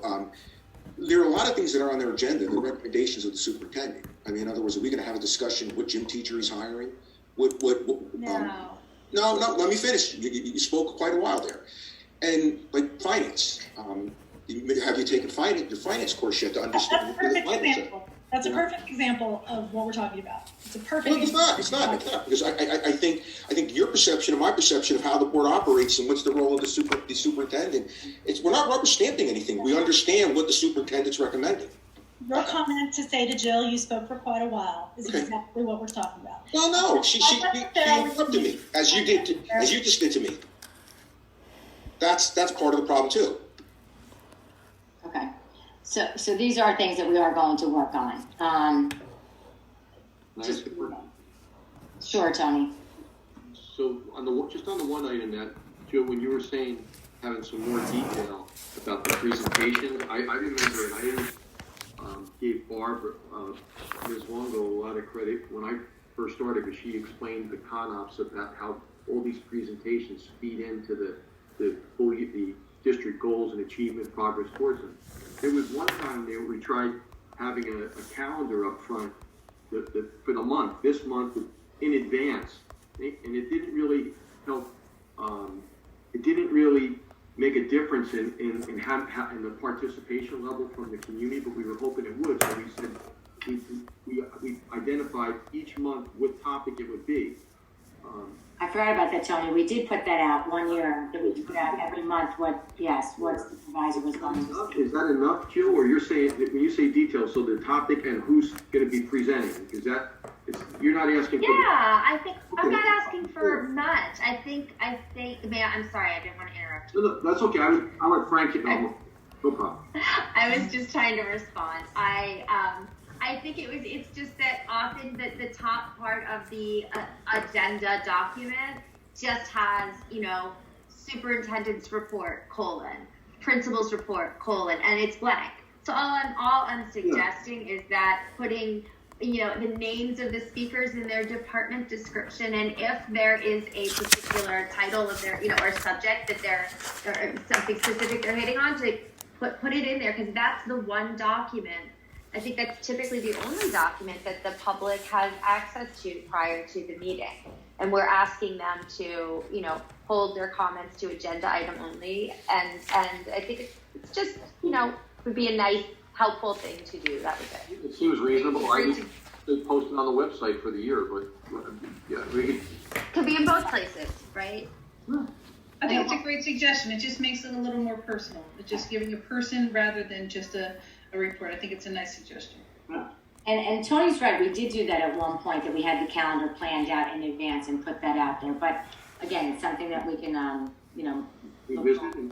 We can revisit. Good word. Mayor, can I just make a point? Yeah, sure. Look, I'm not looking to intimidate anyone. Just understand it. I'm looking to talk to you and want to understand what you want to say. But I feel you're not understanding what other people have to say. Okay. Some of the stuff that's on the agenda in those items, let's say, one of us makes a motion, items 1 through 7. I mean, I want your opinion on that. Do you think we should be discussing personnel issues? I mean, because you just said it very, very broad, with a very broad stroke that we just rubber stamp everything. And I take offense to that, because I don't think we do. And if you think that there should be more discussion on those individual items, speak up and let us know, because that's the comment I'm just making. I'm not saying you don't have a right to speak. I'm not saying you don't have a right to talk about these issues, and I'm not trying to intimidate you. I'm just trying to understand, and I think you're getting confused with intimidation and trying to understand. And I don't appreciate being accused of intimidation, because that's not my style. You'll know when you're being intimidated. Mary, I have a question. Kind of intimidating. Mayor? Yes, go ahead. You made a statement a couple of minutes ago that this is something we're going to work on and to try and revamp or whatever how our board meetings are going forward. But I'm having just difficulty understanding if this is a systemic issue or if this is just an issue that is pursuant to a certain group of people. I mean, I can only speak about Roseland and the people that I know here, and I haven't had any complaints or concerns or negative comments. So I need clarification on this item. If you maybe or Damien has been receiving global complaints about how we have been operating as a board, because if there are so many complaints, and I know this is a bit of an aside, I congratulate those candidates who got in again. The 3 candidates were voted back in to their seats on the board, and I would think that if this was something that the community was so upset with us about, that it would have been evident in removing them from the board so that there were change. So I need to understand, is this just a perception of a small group of people that we need to just focus and reach out to them personally? Or is this systemic across all 4 sending districts and something that the board needs to reevaluate themselves on and how we are going to operate going forward? I am not going to start addressing a small group or a group of people who are just extremely vocal. I want to know if we are seeing this across the entire 4 sending districts. If it's something that you can share with us, Mary, if you've received emails, if things have been generated, I think that we should be privy to that so that we can change our behaviors in how we do our board operations. So, I have not received any emails about our board operations and how our meetings have gone. With that said, I've received 1 or 2 emails from parents during this COVID, with their thoughts and ideas of, 1 or 2 parents from North Colville, and I think they're, I think Jan, you were copied in on 1 or 2, and so is Jill. So I've been contacted by 1 or 2 North Colville parents, just, COVID related. But overall, no, I have not received emails from, as the board president, I have not received emails from community members about likes and dislikes about the board meetings or, issues that they're having, stuff like that. I have not received anything, no. And I could just speak for Essex Fells. There haven't been any complaints from Essex Fells. Yeah. That's what I'm saying. Overall, I have not received anything from any of the board districts. Recently, I've received 1 or 2 emails from North Pole residents, but it was more COVID related, not an overall, like any kind of other issues.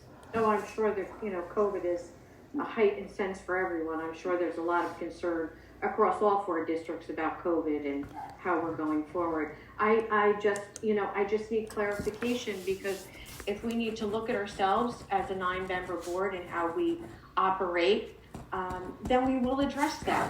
But if it's not systemic and it's not global in all 4, then I have to say, by the fact that we've had our 3 candidates voted back in, that we must be doing something right.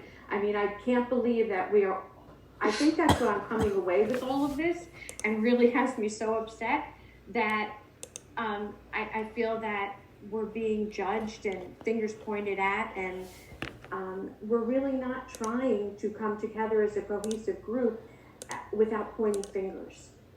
And that's bothersome. Right. I agree. I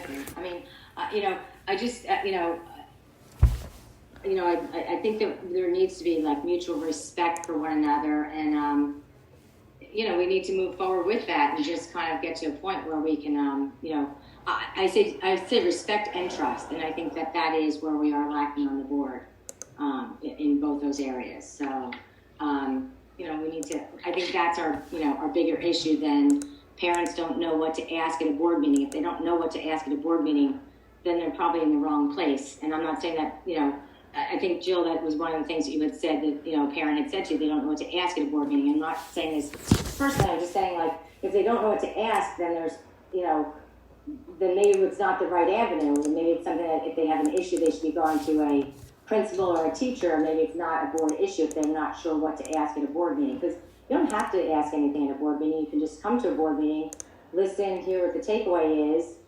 You can always, if they have questions afterwards, email Damien or myself. I mean, it doesn't always have to be something that they ask at a meeting. It just is more for informational purposes for them. So we'll have to look at the bigger picture and move forward and see what else we can do. But Eric, can I just say two sure. I don't know. Okay, and I was gonna go ahead. Drag it out. It's going to sound unintended. I don't want to have a prolonged discussion if you were going to move on. No, I was going to say one other thing, but go ahead, and I know my point. Go ahead, Mary. Say your last thing.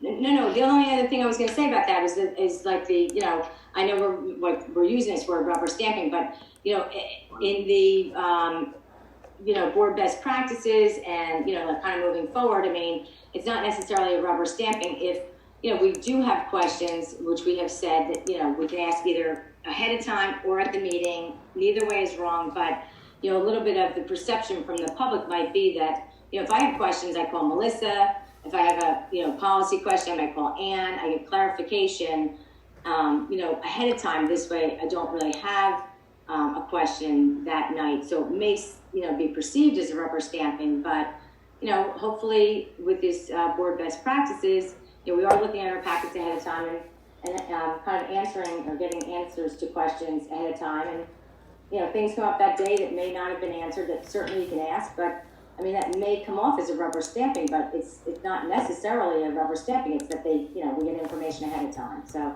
that was the only other point I was going to finish, but go ahead, Tony. Well, one was on the rubber stamping perception. I could understand that because when I first started, I thought it was just these people are sitting up there just saying yes. We act on the recommendations of the superintendent, of course, but it's the work leading up to the meetings that you have to do. You have to be prepared and ask questions then. And then it is almost like a formality. So the public may say, hey, folks, this is what are people doing? I can understand why it may seem like a rubber stamp. And the second thing is, what I learned earlier this year is, the public has reached out. Fairfield has had provided some feedback, some pointed emails that have come in. But I enjoyed it. I actually went to see some of you know, I went and reached out to one of the people that sent an email in to Mr. Michochi. And I didn't know the guy. I mean, he lived pretty close to where I live, too. But I made arrangements and went to see him and sat on his front steps about 8 feet apart, not 6, and had a great conversation.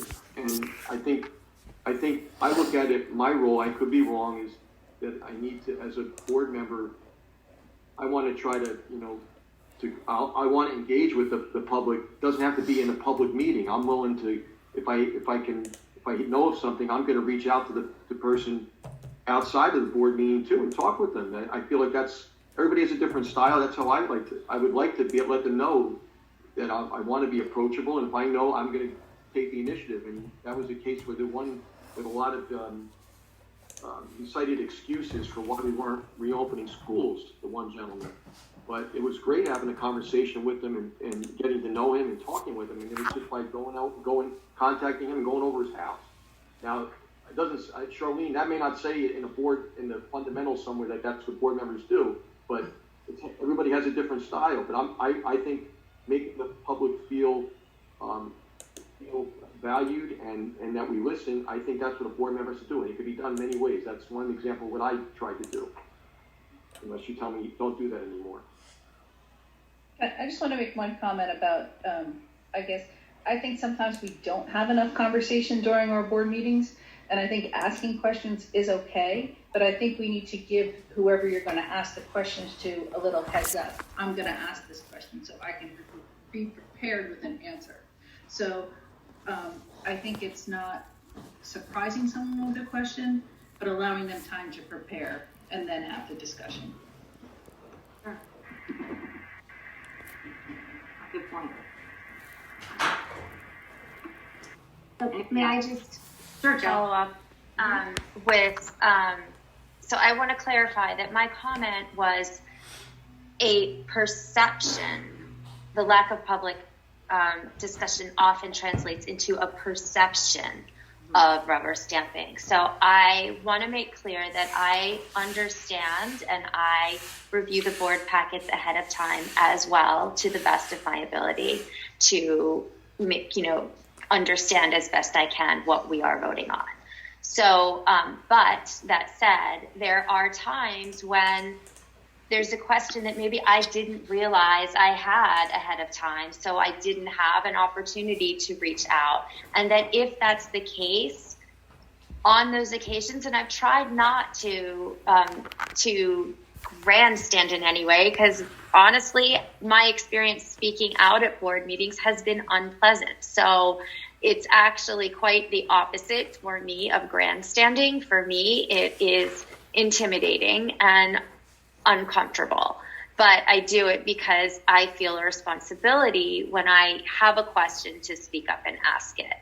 And so, and I have listened to board meetings of other districts, and I've heard board members of other school boards ask questions in a conversational sort of way as they're going through the agenda, asking questions of the superintendent.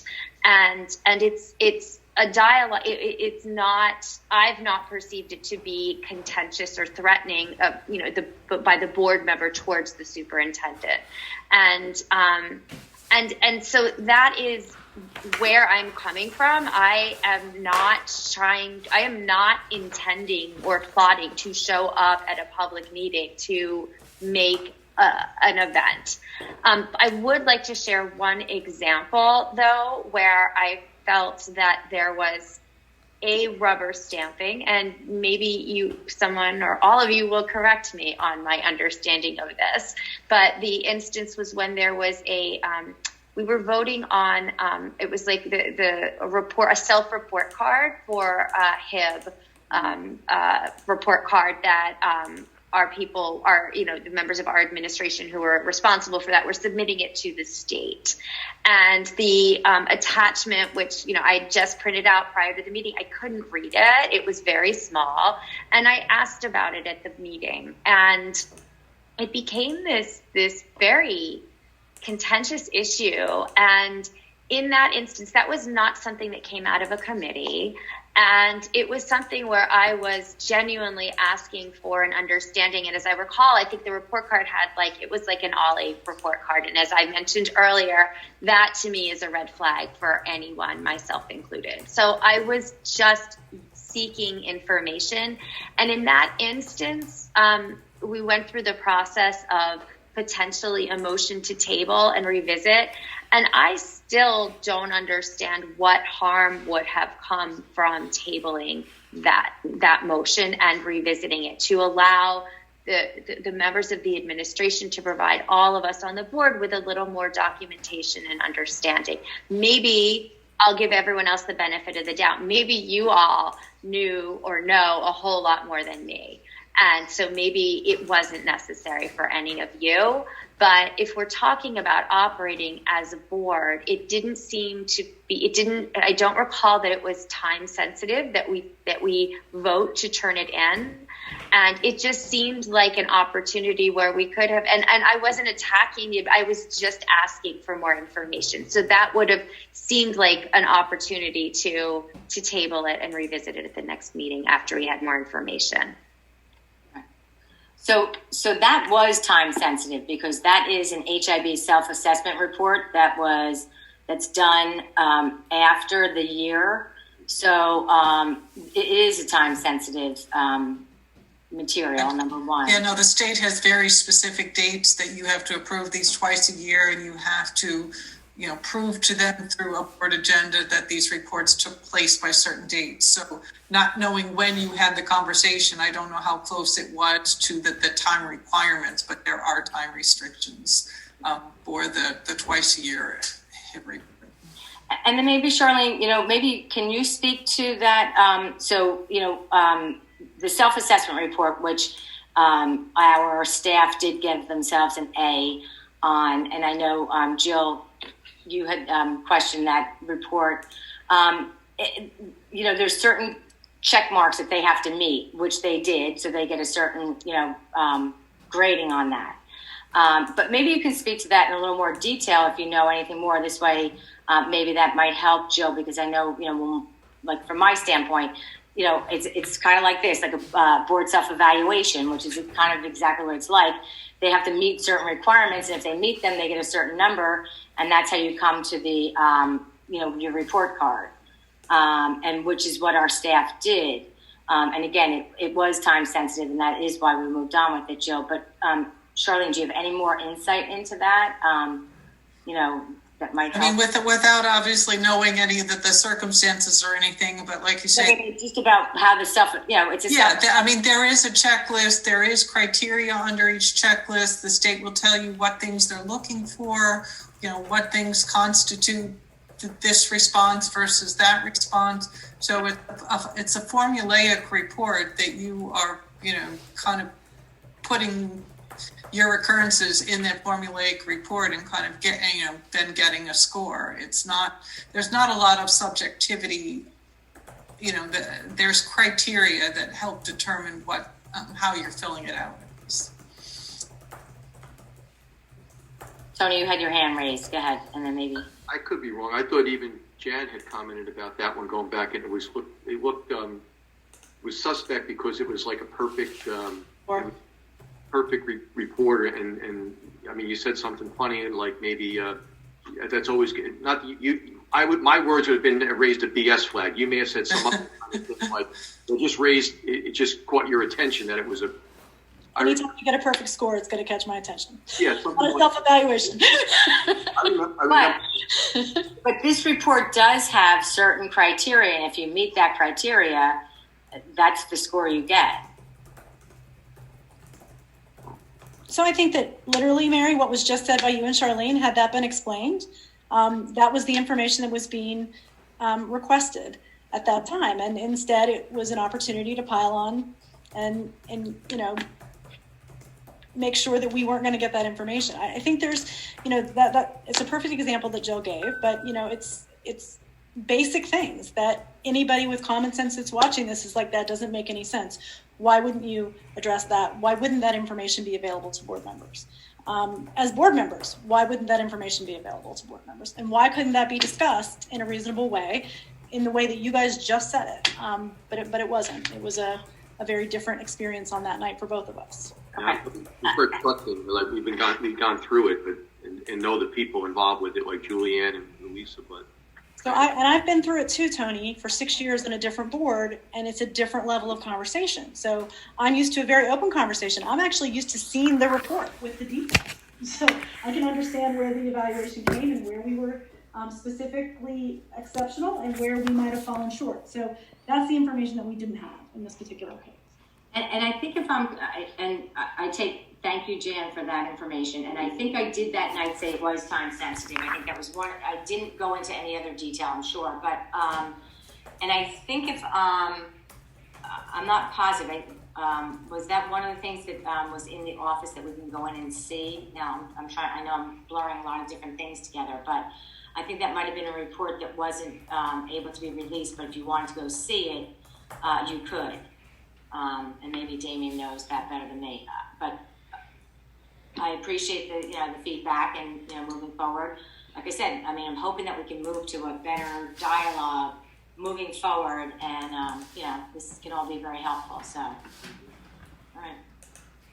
So, Jill, did that answer your question on that? I mean, I know that was just an example, but in answering that, does that help? That does help. Yeah, I felt like I sensed that you're all seeking examples, so that was one that felt like a good example. Perfect. I mean, that's okay. Good. Thank you. As far as board operations, are there any other topics or anything else that needs to be discussed, addressed? I think there's one thing that is very important to both Jill and I. We hear it over and over and over again, is that somehow the constituents in North Caldwell are, quote, small group of people, and it's not that many people. To be very honest with you, we've had literally hundreds of North Caldwell parents on these meetings. So it is not one or two parents who have some level of dissatisfaction or have questions about what's happening. It is a large number of individuals. And Jill and I represent those constituents. I do too. Mary does too, and you hear it, Mary, as well as we do, in many respects. So I think sort of this constant dismissal of one of the four towns is really not appropriate, because our town might happen to be more engaged and more involved and more focused on these issues is not a negative, and it is consistently treated as a negative. People who speak out are just summarily dismissed, or eyes are rolling, or whatever on the screen. I just think it's really inappropriate. And I also don't think it's really fair to say, I'm glad our colleagues won their elections, and I think that's terrific, but obviously for the first time there were contested elections. So I'm telling you that there are lots of other people who have questions and concerns. They may have the same issues of not feeling comfortable speaking out in front of this board if they've watched it even for 5 minutes. So I think, we should be a place where, regardless of what town you're from or what your issue is, that you have a right to speak and be heard with respect from members of this board.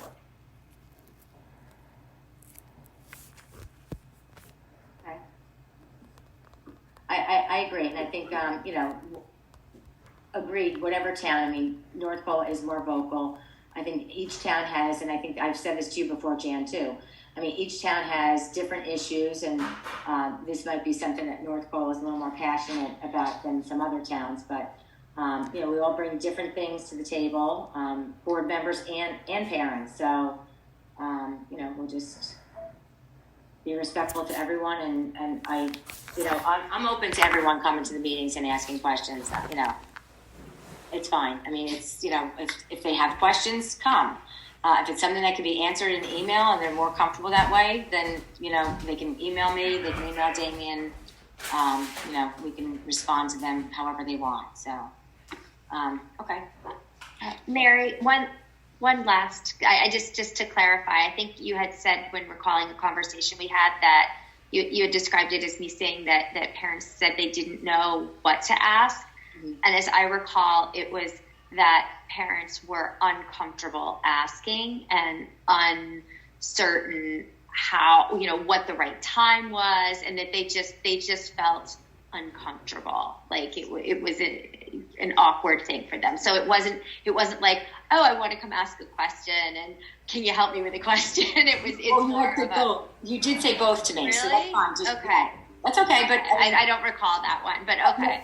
Because you had said parents were uncomfortable and not sure when to ask and what to even when. When and what. So that's fine. Yes.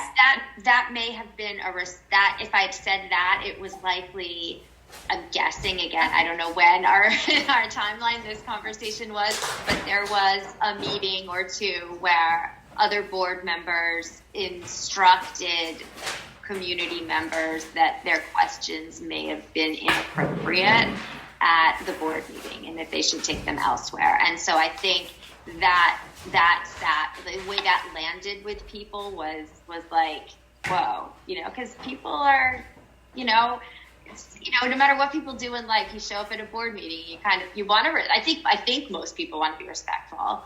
But I think, but not to interrupt you real quick, I'm sorry. I'm done. I don't want parents to think we don't want them to come to a meeting, but there are appropriate, we did have a couple parents who spoke to us regarding their own child's personal issues at school. One was an IEP. Me personally, it's not the right platform because number one, we can't help them. We're a board. We're not involved with the daily operations. We don't know their case. It's just not. They should take that kind of question directly to either their case manager. We always say follow the chain of command, whether it's the teacher or the supervisor or the building principal or these, if it's something to do with special ed, special services department. That's my only. I feel bad when parents bring that kind of question to us because it's really not in our purview to answer something like that. And I feel bad that they put their own kid out there for, we were having, 200-300 people on our meetings, and parents are asking these kind of questions that I feel bad for the parent asking, especially when we know who their name is. Somebody might know who their kid is. That's my only thing where, listen, they want to come ask a question at a board meeting. I can direct them. I mean, last meeting I did start saying, like, what is an agenda item? I am going to continue to read if it's something to do, a personal question regarding your own child's, a question regarding your child's personal education.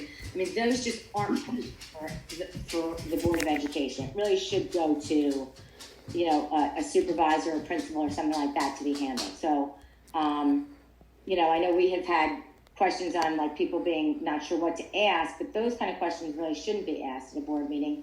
They need more personal attention, So I totally hear you and support you, and I think I also applaud that you you have explained it with greater detail so that the public, I think, is better understanding, and I think that's been helpful.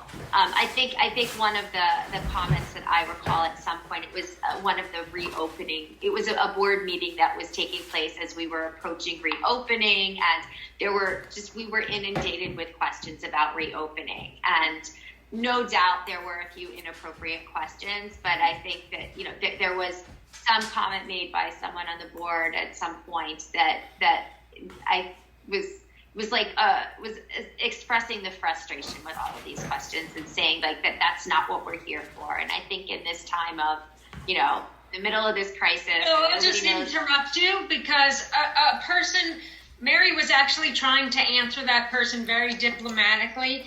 And that person kept saying, but you're not answering your question. I'm not answering my question.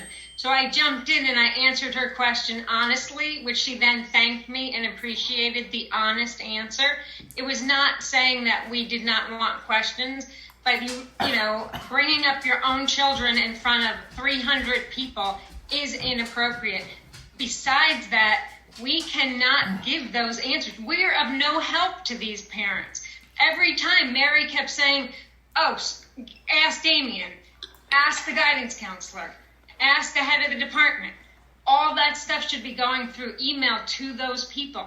So that person was actually appreciative that they got a straight answer. So I think I'm just going to say, Tony, let me just say one thing. I'm sorry, and then I'll let you say this. This has been a learning curve for all of us. This going to virtual, having 3 to 6, one meeting we had 600 people on a phone call or on our Zoom call. So it has been a learning curve for all of us, as far as just trying to, as the parents are trying to navigate, we're trying to navigate. This is not something that we've ever been used to. So, not trying to be short with parents. And, I know I had gotten a call from someone saying, well, you like, there were other people and you ended the meeting at 11 o'clock. We still had like hours to go. And I was like, but, we're just, again, it's a learning curve for all of us. I mean, we're all trying to get through this time, and, we're all trying to figure out, what we should answer, how to direct people, what is the best solution for the public, the parents, the kids, the students, and us as a board. So, I mean, I just think that we all, need to be, just a little more understanding of each other. And, if we're not doing it the right way, well, we're learning. You know what I mean? This is just something different. So, I know, Tony, you wanted to say something. I didn't mean to interrupt you. It just made me think of something that Jill said made me think. I don't know if tonight you opened up the public to both agenda and non-agenda at the same time up front. Was that because this was a board retreat, or is that something that's not allowed, or is that something that maybe we can consider doing? If there's a question, is this agenda item, non-agenda item, and it's causing this strain? Just doing it up front, is that possible to do all the time, or is that only because this was a retreat that it was done that way tonight? I really just did this because it was a retreat. Charlene said, we have to at least have one time for the public to be able to speak, and figuring, if there was going to be a lot of people on, we might have had a second public session, but since it's really just us and a couple other people on the call, we just did one public comment because, this is more of a working meeting. And anything that we were voting on, they had the chance, they would have had the chance to speak. I mean, moving forward, like Charlene said, you only, right? Am I right, Charlene? You only have to have one public comment section. We happen to have two. I mean, we don't have to have it that way, but that's the way our policy, that's how we. That's the way we do it, yeah. But, well, I mean, I don't know if then you get into, should it be at the beginning or the end? I don't know when, but if you just do it one time. But I was just curious, so. I think it's a great suggestion to do it at the beginning and do it once, and then everybody can just talk and then you can deal. Right. So usually it comes down to kind of the when the board wants to conduct its business. So you should always definitely, allow the public to comment on things before you vote on them. You can hear what the public has to say before you vote on them. So if a board's, only going to have one section of public comments, it should be in the beginning because, like you say, you should want to know what the public thinks about something before you vote on, so you can take that into consideration. So, it comes down to, I guess, kind of looking at the context of your meeting and thinking as a board, this is where you get your business done. This is the one and only time, once a month, maybe twice a month, you come together to conduct your business. So if there are going to be hours of public comment, and again, it, depends on that. Is it going to sidetrack or, kind of push back the business that you need to have? So, it's kind of one of those, is that this is the board's meeting in public, not the public's meeting with the board. So it's kind of that philosophy of, as a board, you need to strike that balance of, we have important work to do, we have important discussions we need to have, we need to, talk about student achievement. Are we able to accomplish those things, still hearing public comment first, or or will that impact our ability to do the work that we need to do and strike that balance? Okay. How do you know, though? Because a lot of times you don't even know there's going to be public comment until it happens. You know what I mean? You don't know that there's an issue, maybe when you're writing the agenda. Yeah, I guess you don't. I mean, we've always allowed the public to speak twice just because in case something does come up, like you said, Cindy. I mean, but maybe it is a better option to just do it all at once, because then there's no clarification, there's not that, well, it's not an agenda item, so let's push it off. So you know what, what's the difference? I mean, I guess that's my opinion. Now, if there's a time to speak, what does it matter what it's on? So that would avoid that dilemma, so conundrum they have for. Well, I mean, that could be something. I mean, I know there's a policy on the Public participation, the format and structure. like the format of a board meeting. Am I correct, Charlene? I think there is a policy on board. I can't think of the name of it right now. Board operations. I mean, it would be it would be one of your bylaws on public participation. So it would just be a question of what level of detail is in your bylaw. It's not that detailed. I've looked before. It's not that detailed. I have two, and I just can't remember. Jan, do you remember the bylaw number? It's just in the bylaws in the beginning, and it talks about it doesn't go into detail about the structure of the meeting. I think it just tells you to use like Robert's Rule of Order and things like that, but I don't think it puts it in a specific structure. So maybe that's something we can, look into changing as just maybe try it for a meeting or two and see how it works. Yeah, exactly. Right. Okay. Good. Something to consider. Okay, Charlene. Yes. Okay, we're rolling then. We're chugging. Oh my gosh, we're rolling so fast. So this was just the bottom part of the one we just looked at. So there's not really much here. So we'll go then to the next section, which was board performance. And probably really a lot of that is what we already just talked about. Okay. Because here it shows your lowest indicator in the whole board self-evaluation in the board part was, works together in an atmosphere of, mutual trust. and respect. And you can see, that, like I said, that the board only evaluated itself at 2.3 in that particular indicator. And so a lot of it is probably, like I said, a lot of it I feel like we've talked about probably already, other that it just looks at it more from a perspective of, the code of ethics, from confidentiality, from, conflicts of interest. So just looking at that same kind of concept from that lens. But probably the single biggest item we have is for the data showing that. That's good. It's consistent. yes. But, I also feel, I don't know how you feel as you're talking through these things, that you're coming up with ideas and suggestions and ways to move forward. So I think Constructive discussion. That's great. I think. Okay. Anything separate from this that we haven't talked about already in this area? No, I'd say that's probably our biggest goal. Okay, good.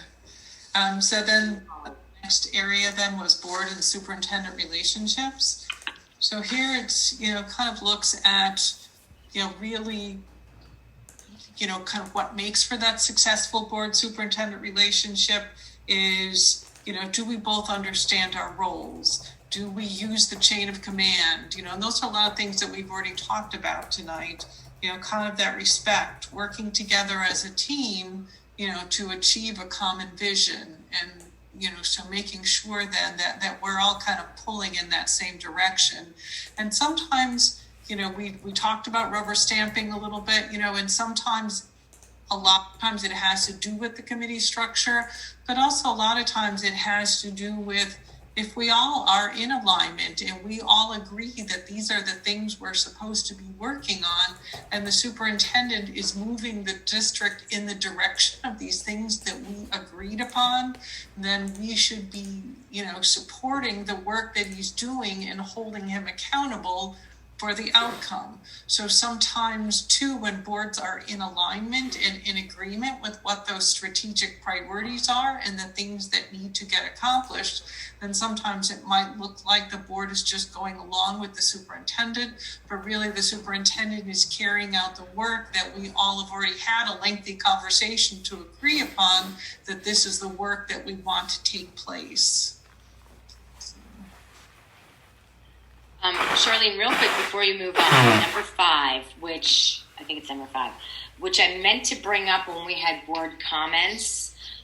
So Damien's moving forward, Damien's contract says that we have to notify him July 1st, which came and went, as to the tool we will be using to evaluate him for his, evaluation. So I know last year we, there was a little issue with that, but moving forward, I just like to suggest to the board that we evaluate him with the New Jersey School Boards tool, and I want to make sure that everyone is on board with that.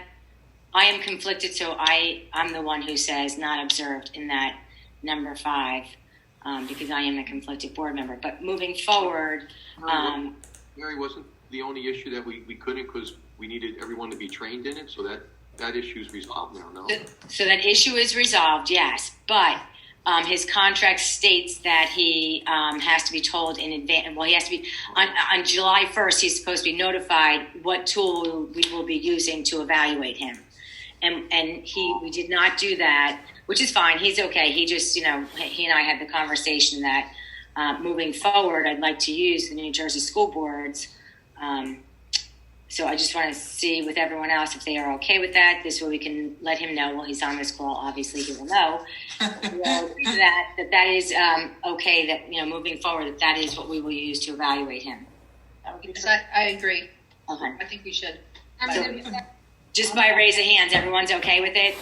We're all in agreement? Okay, Damien, I know you're on here. So that is how we will be evaluated moving forward using the New Jersey School Boards tool. Okay. Sorry, I meant to bring that up earlier in the meeting and I forgot. So when I saw that, I thought of it. Okay, sorry to interrupt you.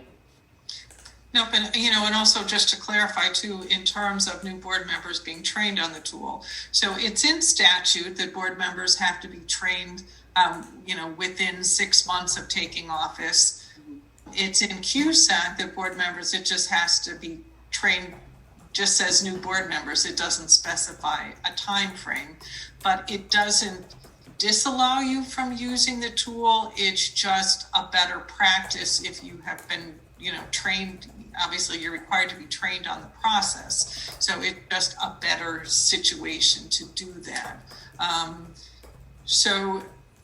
And now we have increased the the resources, that now there's webinars out on our website that anybody can watch at any time on the process and on the tool. So again, we're continuing to increase the resources we have available, again recognizing the importance of board members having training on this, but maybe not being able to sit down at one point in time and do it. Hopefully this will all help to make this be a better process for everyone. Can we use it, because after this, we're going to have one more hour that we need for our certification. So can we just use this get an hour training on it for everyone at once? Absolutely. I don't know what do you think, Mary? Yeah, that works for me. I mean, if we all do a training on it. Because that was, I guess, some confusion, Charlene. I know you and I had spoken about it. One thing said that everyone had to be trained, or you would get points deducted from QSAC. So that's why we were skeptical in using it, because we were afraid that with not having all of our board members certified in it, we were going to get points taken away from QSAC, which then I guess after we used a different tool, we found out was not the case. Right? So it's the process, right? So in statute and in code, it outlines certain things that need to be included in a superintendent's evaluation. So the state doesn't care which tool your new board members use. They just want to make sure that your new board members understand the process and what the legal guidelines and requirements are as part of that process. Okay.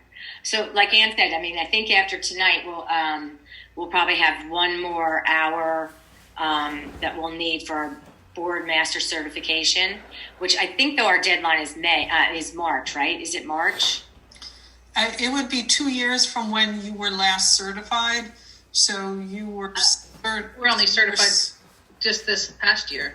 I think it was September. I think you were certified in the fall, maybe. Just this past September or a year ago September? I think it was September 2019. So I think we have until September of 2021 to get 10 more credits in. Okay. So I do like the group training though, because I think it leads to a lot of discussion. So, instead of individual hour training, I do think the group discussion training is much better, because it allows us to, hear each other's questions and brings up some good discussion. Okay, so we can put that on. So if we need to do our evaluation, realistically, if we start that in June, I mean, we should probably try and do this kind of training April. This way, it's completed far enough in advance. That's a good time for it. Okay. Well, So a big part of the process is communication throughout the school year, right? So that communication aspect we should be in that already. He has with the goal set for the 2021 year. It should be monthly, every other month. There should be that dialogue with the artifacts being dumped up. It's going to be placed in for reference. So. Right. Is that tool open, Charlene? Because I know Damien also said last year, I guess one of his issues was the New Jersey School Board's CSA evaluation tool. I guess it didn't open until like February, so he couldn't really, as he's going along, put, like Tony said, the artifacts into that documentation. So is that something that normally is done, or is it open now that he can start to put stuff in there? So it's still open now, unfortunately, for those boards that are still working on last year's. Oh, okay. So then we, take it down on December 31st and then open it back up again in February. But, but the tool is designed, I guess, like not for him to put things in here as he goes. So like what most or many superintendents do is kind of, put folders on, create folders for themselves, put documents in there that they want the board to, to share with the board, and then just download the contents from those folders when it's time to complete the evaluation.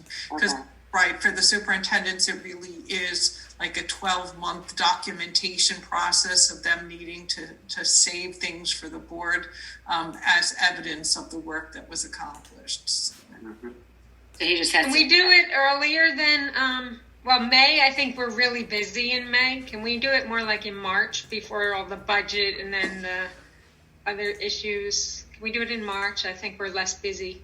Sure. We could do March. What's in March. March, Tony? We submit the budget the budget gets submitted. That's where a lot of heavy lifting. Well, Melissa's on, but the heavy lifting's really in March for the budget. Right? Oh, so maybe February? Yeah, March is a busy time because we are doing the preliminary budget submission, so it could go off to the county. Oh, okay. So why don't we do it in February before the budget starts? We could certainly do February. I mean, I know, like we always do our retreats January and, June, but since we're doing this in November, I was going to suggest we don't do January anyway, just because it's only 2 months away. So maybe we do February and then June again. So that's fine. It's a good idea. And then we can bring up anything else that we need to do in February. Okay. So we'll do February training. We might have to get a date on the calendar right now to make sure that we get to. All right.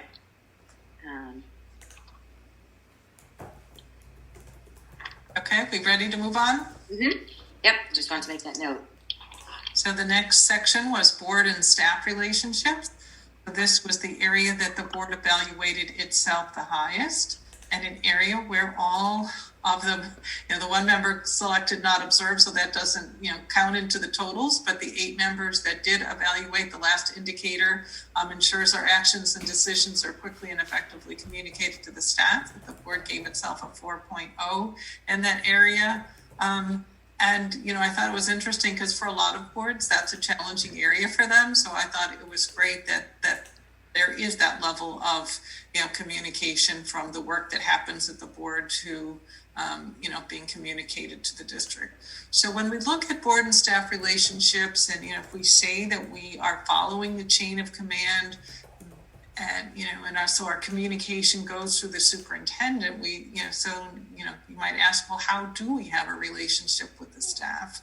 And really it would be making sure, do we, recognize our staff and make sure then that we give them the professional development funds that they need? Do we have sound personnel policies? And then also, when we were able to attend school and community activities, our visibility in supporting the work that's going on in the schools. So those are the ways then as a board then that we are able to have relationships and support the work of our staff. So it sounded like the board, was pretty much in agreement that they do value the staff. It is important to recognize the work of the staff. It is important to attend school, community activities. So, the board made it pretty clear that that this relationship is important to you. If anyone has anything they wanted to add to it. Okay, I'll move on then. And then the last section was board and community.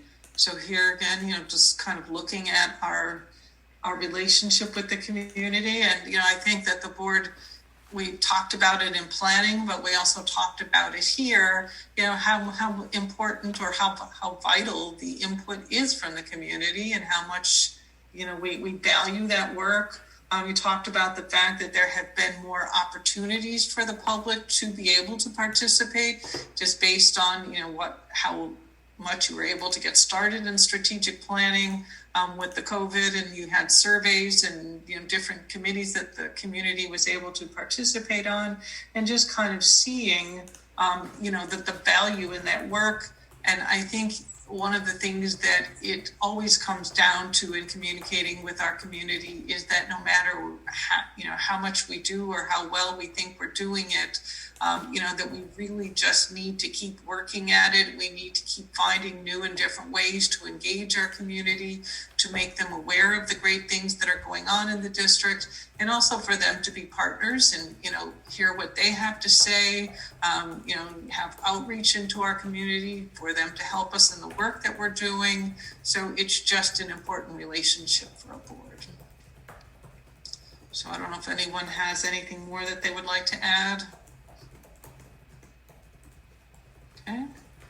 So then the last piece of this was 2 open-ended questions that as a board you were asked to talk about, challenges that you consider that the district is facing, recognizing that student achievement is your highest priority.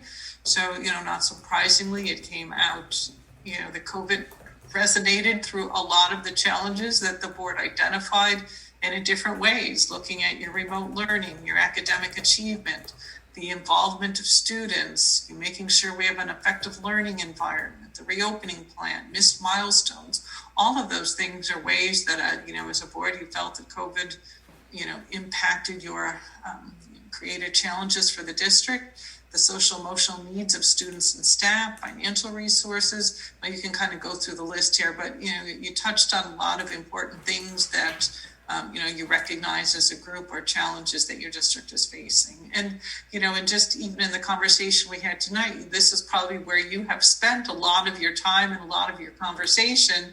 Again, like I said, not always getting the opportunity to talk about board work because of so many of these other important challenges. And then the last question that you were asked was, if you looking at governance and saying if there's any idea, any areas that would be helpful to have an additional focus and training. And so I just kind of, there are a lot of different answers, but if there was an answer that was given more than once, or like kind of the more frequent answers, you talked about ethics, HIV, roles, team building, working together on policy. So a lot of it mirrors the conversations that we've had tonight. So and then the last piece of the board self-evaluation, we always look at this year versus last year. And then you can just kind of see last year, the overall score was a little bit higher. It was the 3.6 versus 3.4. But, I guess recognizing in the grand scheme of things, it's still, would demonstrate that a lot of good work is going on here. And I think, we talked about tonight some opportunities then to continue to even, even to get better at the work that we're doing. So that was it for the board self-evaluation. If we're ready to move into talking about board goals, do we feel like we need a short break? Like, you tell me how you want to keep. I'm ready to keep going if you guys are, but I'm ready to keep going. It depends. How does everyone else feel? I can keep going. Yeah, we only have 20 more minutes, so. Well, okay. We could go further. We don't have to stop at 9, but. That was the plan. Yeah, I can catch up. I have to take a bio break, but I'll be back in less than 3 minutes. Okay. Thank you. Yeah, anybody who, if you need to leave and go get a glass of water or something, do we want to take a 2-minute break? But, up to everyone else. I'm flexible. So you want me to just keep going, or? Yeah, you can keep going. If anybody needs to just step away and get something to drink or go to the ladies' room or boys' room, you can go ahead and go.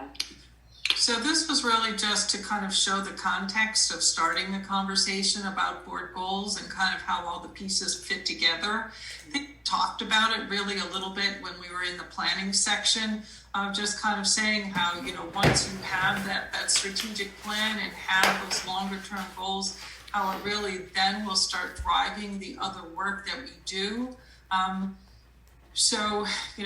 Because then the district goals are the annual goals. So we would carry out this long-term work on an annual basis. And we say then that, what makes district goals or how they're different is that this is how we're helping set the direction for the district.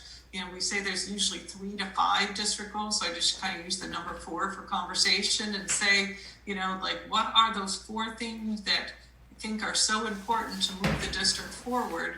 that that's going to be the focus for the year, and we're going to hold the superintendent accountable by putting these goals in his evaluation. So, that's it. In a sense, it involves everyone in the district then, because so we've kind of helped, be part of this discussion of what these 4 goals, what this direction needs to be. Then the administration should provide action plans, again, that breaks down at how, with kind of the more smart aspect to it, kind of giving us some, clear understanding of how they're going to accomplish the what. And then it should kind of be a stair-step approach where it should then translate into goals that are happening in the building with other staff members, to what's going on in the classroom. And then you're getting that feedback back that's going to come through the chain of command and eventually come back to the board through the superintendent, so that at some point everyone is involved in these goals in some way, and that we're all moving in the same direction to move the district forward. And the board goals would be looking at the work that we do, and recognizing that there is more and more evidence that, high-performing boards that work together collaboratively with their superintendents can make a positive impact on student achievement. So what are things that we can do then to focus on, and recognizing then that all of the tasks to complete these goals have to be within the board's purview. So if it requires the administration to get the work done, then it's not a board goal. A board goal are, work that you can do to help support the work that's going on in the district, and at the same time, looking at your work.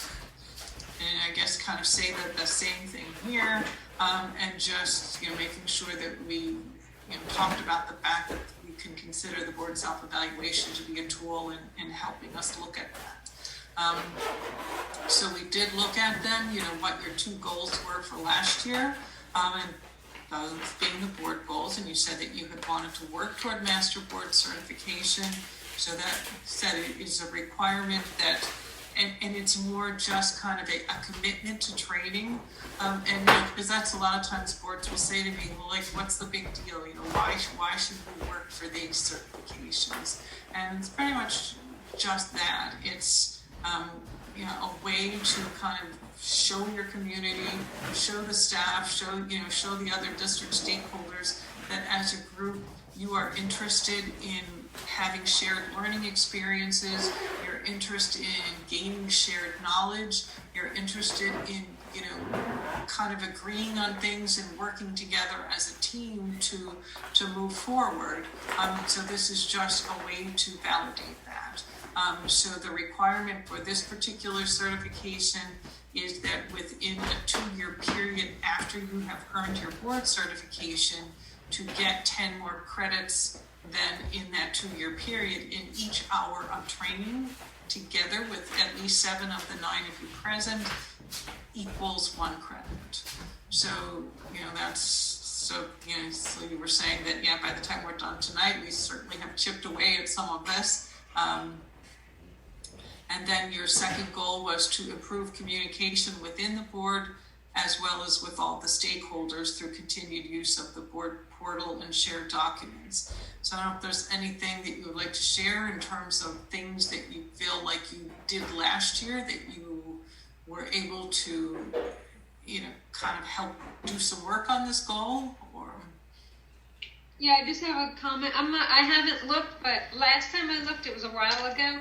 We used to, when we had committee meeting minutes, then we would email them to, I think, Donna, and then she would put them on the board portal.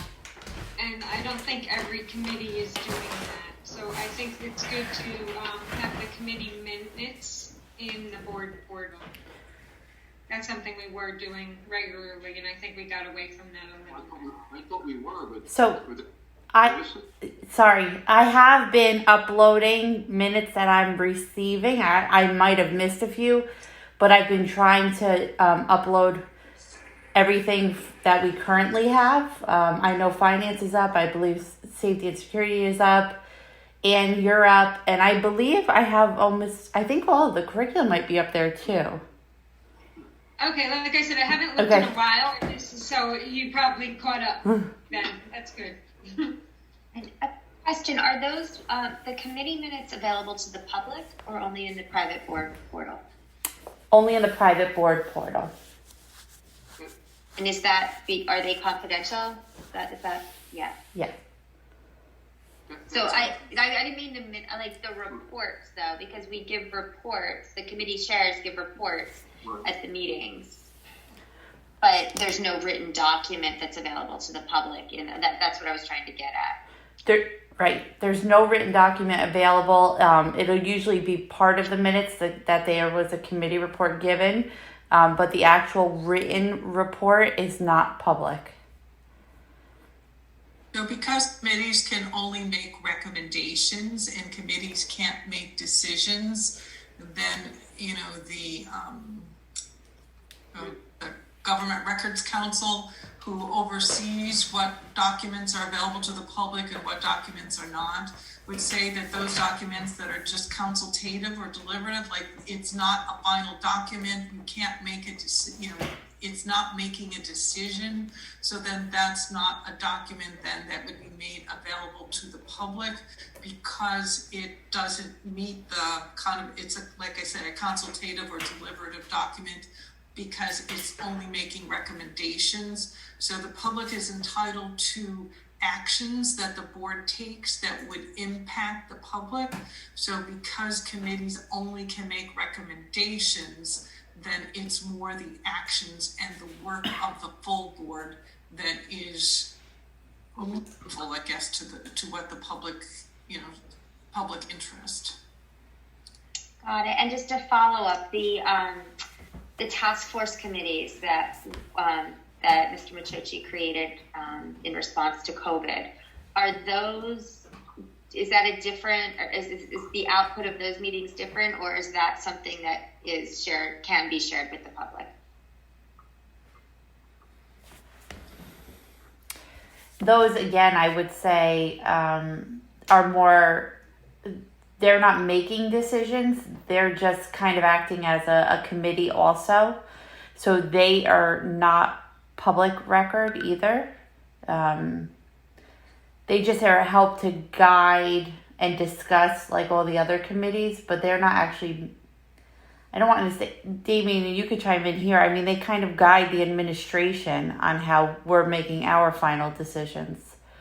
They provide input and they contribute to the discussion, but in the end, you know, they're not making any formal decisions.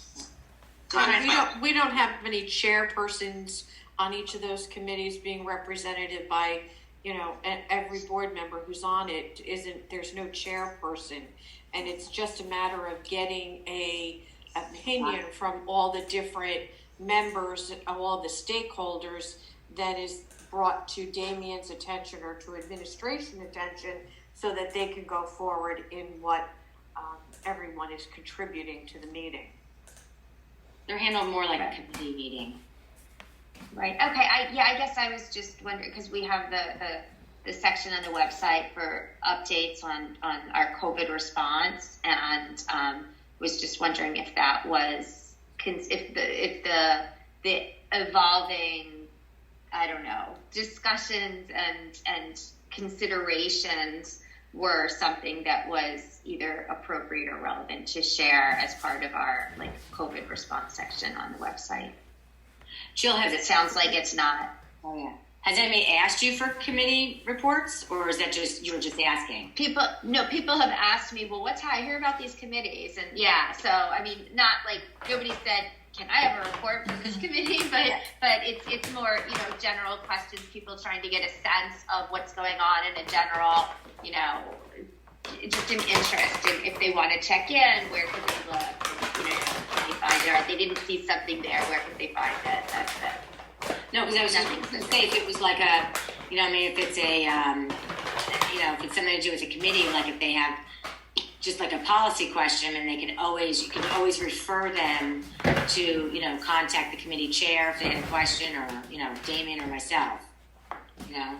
Right. Okay. So like if somebody has a question about the facilities or our you know, the medical committee or something, you know, it's kind of, you know, more, you know, who knows what's coming up as things continue to change. Yeah, always direct. If people have questions, I know you and I have had this conversation once. Yeah. So people don't want to, but always try and tell them just to either contact, you know, myself if I can answer it, or Damien, or I do. Okay. I do. Okay. Okay, Charlene, Okay, so I guess recognizing that these were our two goals from last year, just wanted to, you know, the next thing would be to have a discussion about what you want your goals to be for this year.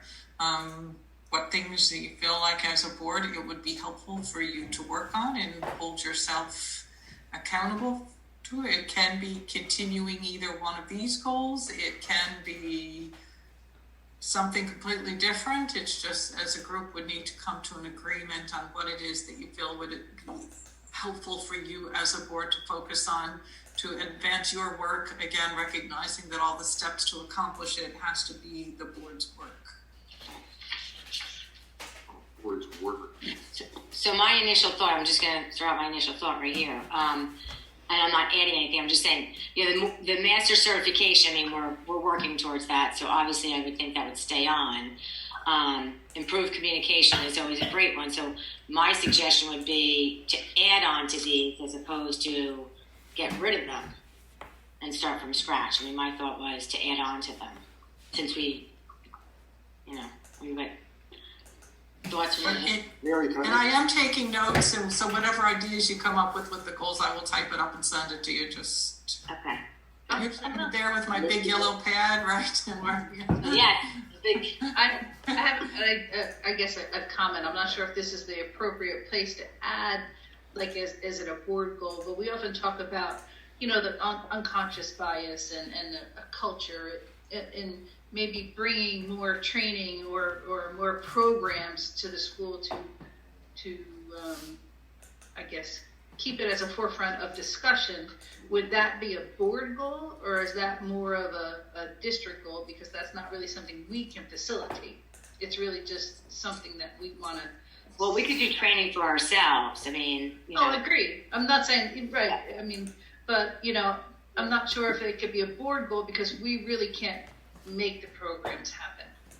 No, but we can, I think it is absolutely squarely within our responsibilities. Mary, do you have, I know early on you asked us to send in examples of goals, and I know I did.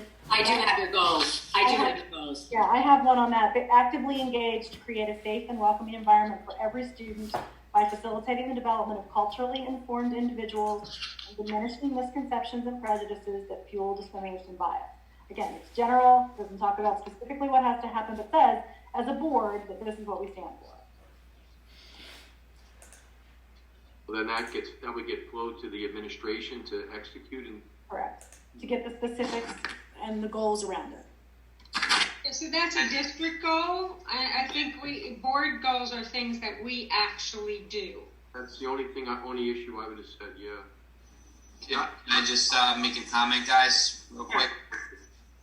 I know it's going back a while, but part of our goal number one as a district was to improve school climate and culture this year.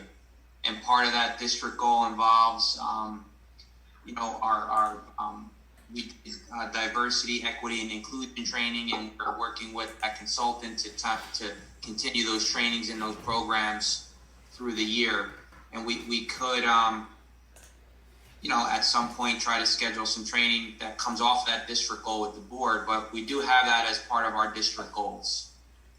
And that should be a district goal. That's something that the faculty, the administration, the people who have the daily connection with these kids and everything that's going on campus should be working to. Yes, we as a board can support programs, but it's not for us to actually be the ones who are, you know, bringing these to the community, to the staff and the campus. It has to be someone who's, you know, people who are working there and engaged with the students on a regular basis. I think that what I have a problem with on the planning is that our board goals are completely distinct and divorced from anything that is moving the district forward or anything that is directly associated with the district goals. So as I think Charlene said pretty clearly, we have to be able to link the goals that the board has to what the goals of the district are. And ours should be broad. And again, I think to say that this board doesn't have a responsibility in creating a safe and welcoming culture is an unfortunate thing. I mean, we absolutely are 100% responsible for that. Hey, Mary? Yes. Regarding goals, I mean, this is just my opinion. I guess this was developed last year. I wasn't there, but I think item two makes two statements, and they're both important statements. I think as a board, based on what I heard tonight, we do need to improve communication. We need to work as a functional board and communicate with each other. And I think the second point is just as important. It was discussed tonight, and I'd like to use the word on the second point: enhance the ability of stakeholders to kind of participate, and us communicating with them and communicating, back and forth. I think the suggestion tonight in the board agenda to include like a little bit more of a breakdown what happens around when the superintendent talks. Maybe like a department head's going to talk tonight. I mean, I think is a great idea in giving the public the ability to understand what's going on. Little things like that. So when I look at that, I almost see like two statements that are very important that were discussed pretty much all night long. Okay. Yeah, I mean, I agree. I think that, it should stay and we should still work towards that and then add on to, so if we want it to be something in the, we can improve our communication. We can come up with action ideas, action plans on how to get to that. I mean, I have here, like Livingston they broke theirs down into 4 components: board communications, budget developments, board professional development, board to board engagement. Like they did it that way, that they had like 4 different kind of things. And then at Milburn's, theirs is more, they put on for this year, they're going to work toward their board master certification. I guess they're going to go out for a referendum, so they're talking about the board will examine the facilities, finance policy, and academic impact of enrollment and increases in the district. And then the next one is about negotiating a collective bargaining agreement, which, we're okay with all that stuff. So, I mean, I'm open. I mean, whatever, I think we should definitely keep number 2 and add to it. So whatever else you want to add. I mean, I was thinking of breaking it into two distinct statements. I was talking about maybe breaking it into 2 distinct statements. Okay. One is communication within the board. Mm-hmm. The second is the communication with the public, enhancing that ability. Oh, okay. I see. We could do that. 2 very important issues, and I think they were talked quite nauseam tonight. Well, not nauseam, but they talked quite a bit. I think the point was well taken by everybody. So, and I'm just looking at Jan, I'm looking at yours here. You have community relations on yours, improve that. So, I mean, and we do have, we do provide inherent bias training for both, and it seems to be getting a lot of traction lately. He's going to the person that does it from New Jersey School Boards is going to Livingston shortly. He's going to Montville next week. So it is an area that boards are wanting to learn more about. And, another way from a board's perspective that you would add this to the work you're doing would be like in your policies. Like some boards will look at their policies and look at it through an equity lens and say, as I look at this policy, are we making sure that we're addressing the equity needs of our students and staff in the policy? So, those could be ways as a board, that you could help support the work that the district is doing. And we had talked about doing some training on that, but time's gotten away from us, and it's the end of the year, so maybe that's something that we could put into if we're going to have a retreat in March and do training for the New Jersey School Board's CSA evaluation, we can always add this in as well. Do that. Mary, could we just do it as I'm going to say a separate thing rather than making it a 3 or 4 evening, hour thing? Just kind of just do that training on its own. Yeah.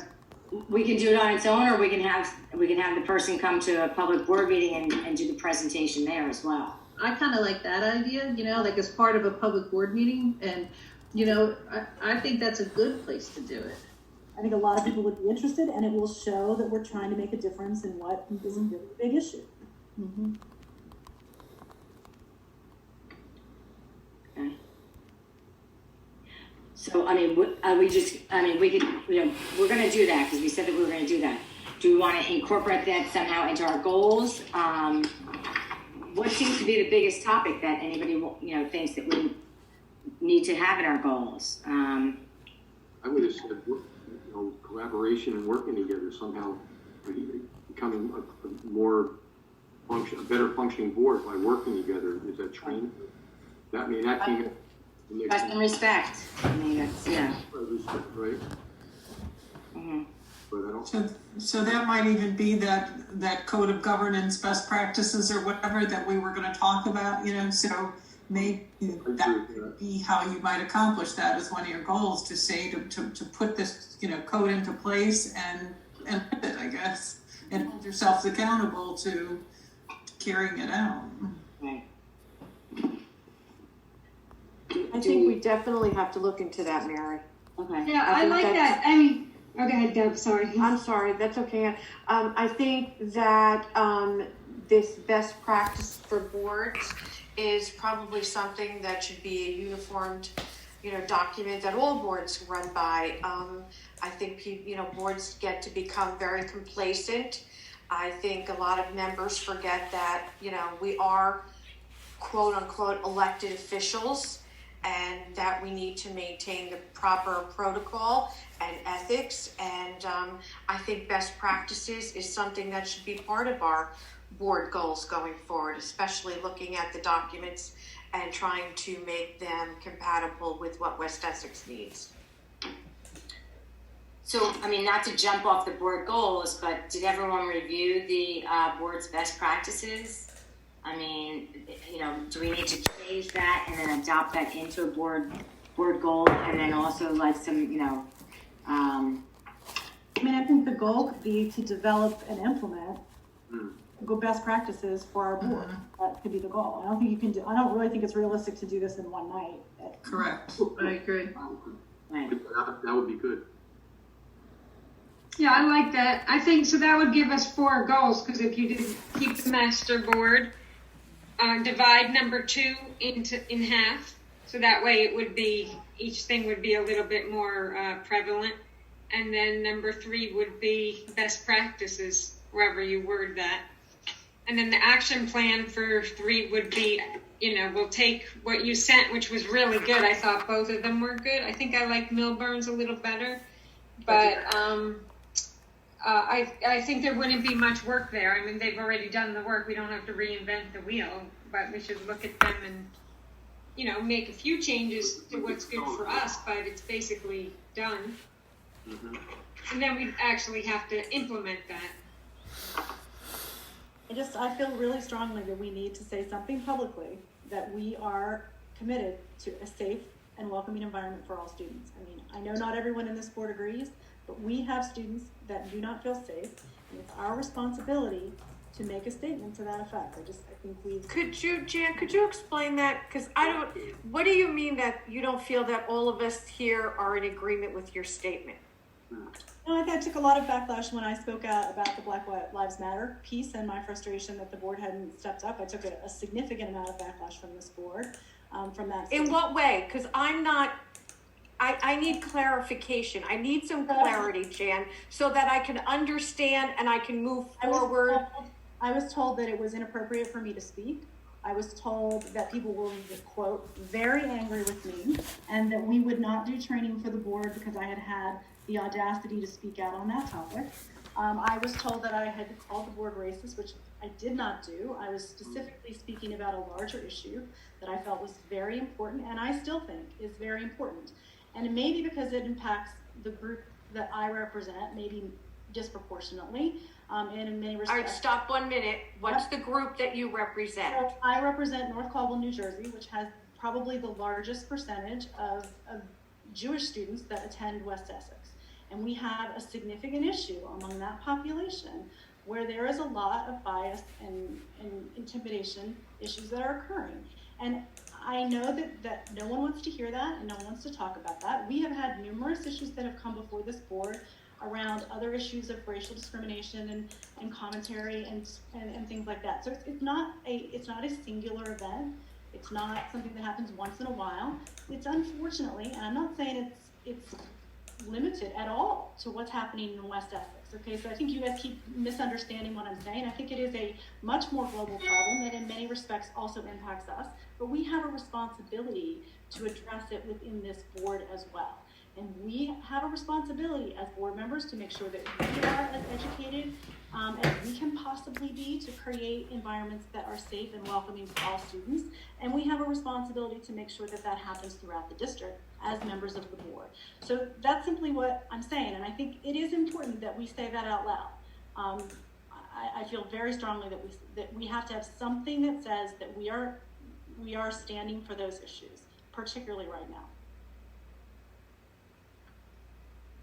Well, I think, to clarify something, I don't know where the statements came from, and I don't want to know who said these things to you about your comments.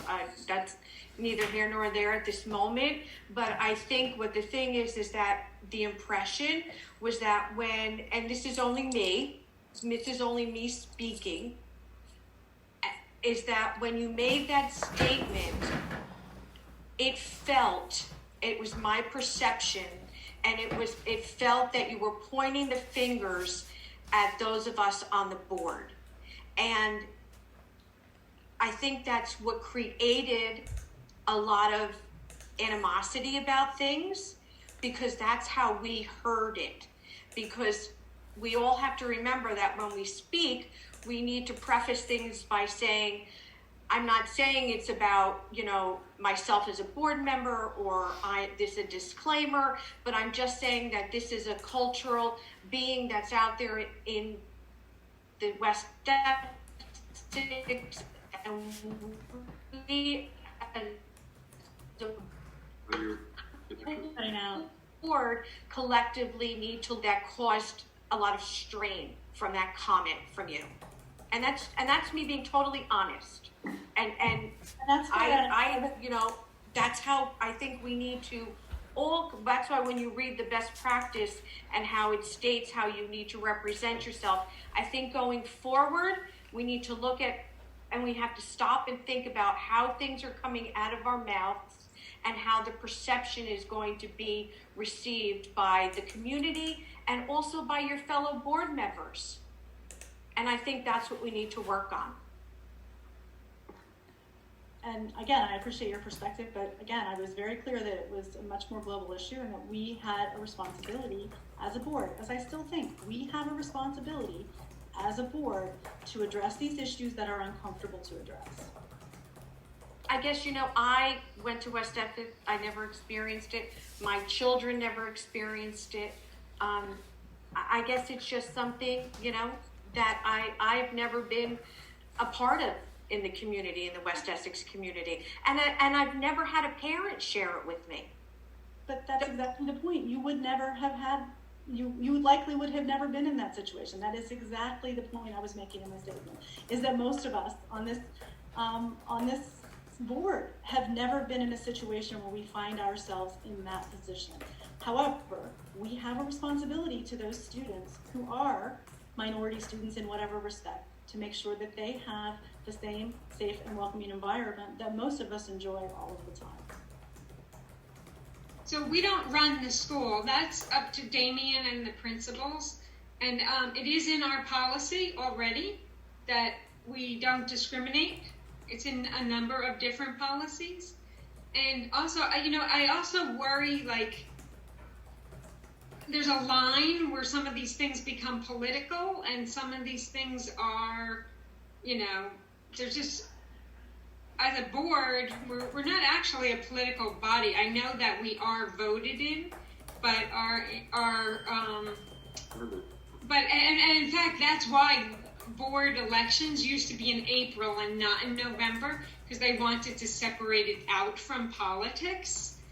But safe and welcoming environment. The safe and welcoming environment is not political. Well, that is in our policy. It is in many of our policies. So, so we already are doing that. And if there's kids that are experiencing different things, when that comes to Damien's attention, I know he's handling that. So making a statement saying we have a safe environment doesn't necessarily mean we really do have a safe environment. A statement's not going to do anything. The thing that is going to do something is that it's in policy. That's what makes the school run. It's in policy. Damien knows about it, and he's developing that culture. So I'm not sure what more you want, because that's how a school runs. So I think you can look at many other districts where there are very similar statements, particularly at this time where boards have taken their rightful responsibility to ensure there is a safe and welcoming environment for all students. So you can pretty much look across all boards right now. Yeah, let me just interject for 1 second, Jan. So when you say that you want a statement, I'm just a board goal that will focus on creating a safe and welcoming environment for every student. Right. And we will work to diminish biases, and we will work to diminish discrimination. I mean. Right. No. I heard what you were saying. You cut me off before I finished my thought. What I wanted to say to you was, so with that statement in our board goal, is it something that you see maybe, like we've just developed this multicultural club? Is it something that we can, intertwine something with that within our board goal to maybe help them along, or something along those lines? I was just trying to clarify what your vision might be on that. I think that some of the things that Damien has already outlined make it perfect. I mean, again, your board goals should feed in. There should not be a gap between the board goals and what the district is doing. Right. I think some of the things that Damien has laid out have certainly been, will certainly fit perfectly into what we're talking about. However, I think the board, it wouldn't hurt for us to go through the training that we just talked about. Then we're definitely going to do the training. It wouldn't hurt for us to have a better understanding of the kinds of things that are happening. Because again, Anne, I think you're responding from a place where I'm not sure we have a complete understanding of what's happening on a day-to-day level. And that leaves all of us with a level of a gap in information that makes it very difficult to be able to to oversee appropriate policy. So again, I think that there are a lot more incidents occurring that we don't, and Mary, you and I have had this conversation at length. There are incidents that are occurring that we never hear about as board members. We hear about them as community members possibly, but we don't hear about them as board members. And so it's hard to really understand the depth of the issue when you don't have the data. Right. I hear you. So what I'm saying is, so as a board goal, safe and welcoming environment, one of the things, like an action plan, would be the training at a board meeting. We have a lot of safety measures in place that also fall into that. So safety, can fall in there as well. It doesn't have to necessarily be about bias. Right. You're correct. Right. Safe and welcoming environment is more global. And like Anne, you said, so we're saying with that board goal, training, you're saying through policy changes? Or no, there's no changes. The policy already has that in there. Right. So policies that we have in effect, but we could always look at them. Like I think Charlene had mentioned, some policies we may have in effect, maybe can be looked at to be. How'd you say that, Charlene? They can be looked at to be, seen. Just kind of through an equity lens. So you look at a policy, you're not only looking at it just strictly for the policy content, but also looking at how it approaches equity. Yeah, and I think Strauss Esme does that. We have a transgender policy, we have a religion policy. So, really, if you, and for the people on the policy committee, over the last year, we've seen a bunch of policies come through. And that's why I'm saying when we were doing the board self-evaluation under policy, people rated themselves very high. And I was a little surprised because I think not everyone knows our policies, in my opinion, because I can see by their discussions that they're not reading the policies. Many of our policies have a lot of these things that Jan wants. And then Damien, I know for sure, is carrying them out. But he can't if he doesn't know of a case, he can't change anything. He can't do anything. But when a case comes up, he's providing counseling for these kids. We used to have assemblies for them in middle school and high school. So, it's fine if we want to write a statement that we have a safe and welcoming environment, but, I don't think that's very substantive. And I think that the policy and the actions that we're taking have more substance. But Ann, I'm fine with writing it in our goals. I mean, because I know we're already doing. So just really quick, Ann, you're saying that there are instances that are not being reported.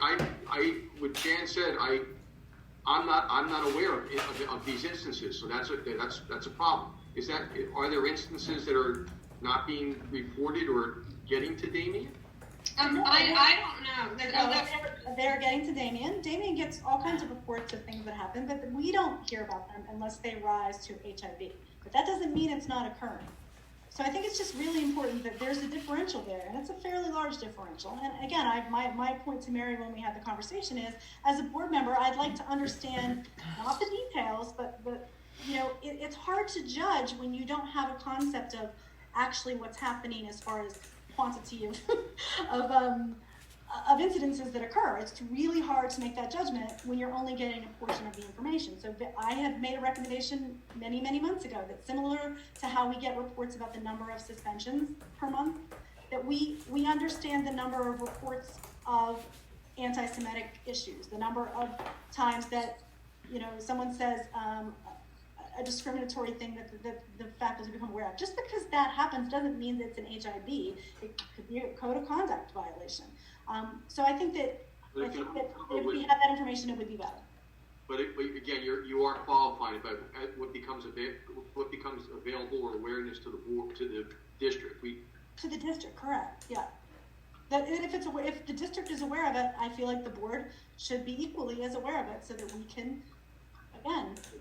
Charlene, I had told. Oh, I'm sorry, Mary. Charlene, could you just step in here a minute and explain so that we have a clear picture? Is this within our rights to have this information? Since it's nothing that we specifically govern, since it's the daily happenings in the school with Damien. So I want to make sure if we make a decision to do something, it's something within our rights as board policy. So wait, real quick, Charlene, before you answer that, because I just want to just say, so when I had spoken to Jan last week, we had a discussion on this. What can be, what is reported to us, what is not reported to us. So I was going to bring this up as well. What can be reported and what can't. So go ahead, Charlene. No, go ahead. I mean, you've got district, because obviously I'm. No, so we're looking to you for guidance to know, like we get, like Deb said, Jan said. So in general, I mean, I guess without knowing how much of it is confidential information about students, unless you just wanted kind of macro information, but in general, boards get information if it's board business, and they identify something as being board business if it's something that you are being asked to take action on. So I don't know how any of that fits in the context of the conversation. That's just a very general statement that has, not specific to this. But I just kind of wanted to circle back to the board goals, and just really kind of wanted to ask if perhaps it would make sense, we talked about the fact that we're all in agreement that we have a good district goal on this topic, and I think Damien mentioned that it was your first district goal. Would we feel comfortable as a board saying that we are going to support the district's work in this area through increased understanding and training? That'd be wonderful. Yes. That'd be fantastic, Charlene. Thank you.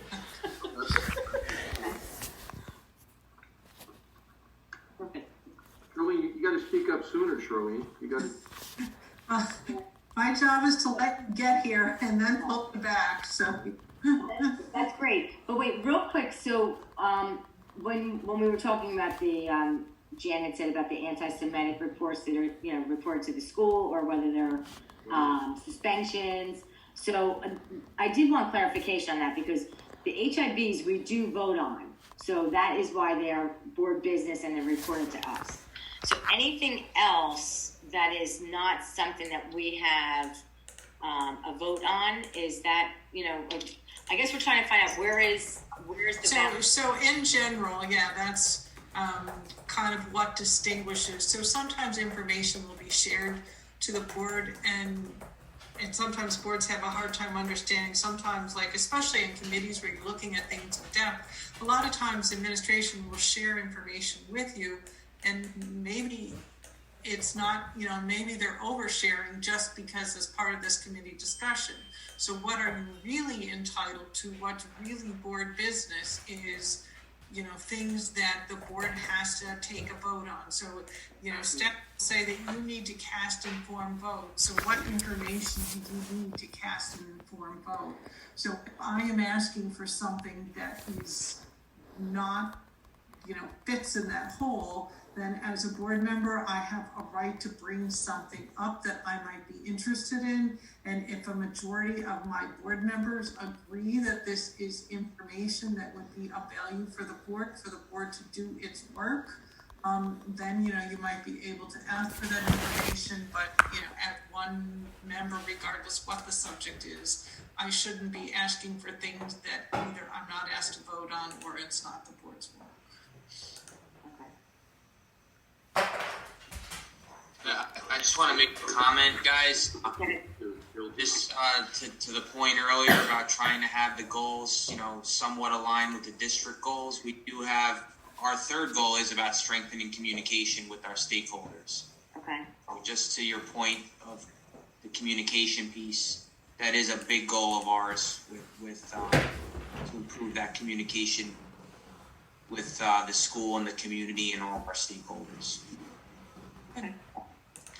So then just kind of to sum up, since we had so much conversation here about the goals.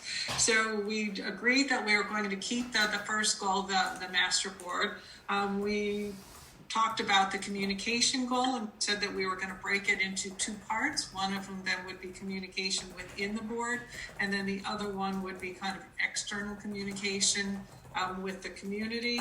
We talked about the fact that we were going to develop and implement the board best practices, so that would be something of a later discussion, that as a group you would figure out, how you're going to do that. And then we agreed then that we would have as a goal that we were going to support the district goal, kind of in the equity and safe area there, through increased understanding and training. So you would have 5 board goals then. Went from 2 to 5, so that was, a good conversation. But I think that you have pulled everything that we've talked about tonight together in these goals. So I am really proud of the work that you did tonight. I appreciate it. So. May I ask a question for clarification, and maybe this is for you, Charlene, regarding where Jan was suggesting or asking about a reporting of incidents that aren't designated HIV incidents, so they're not currently brought to our attention.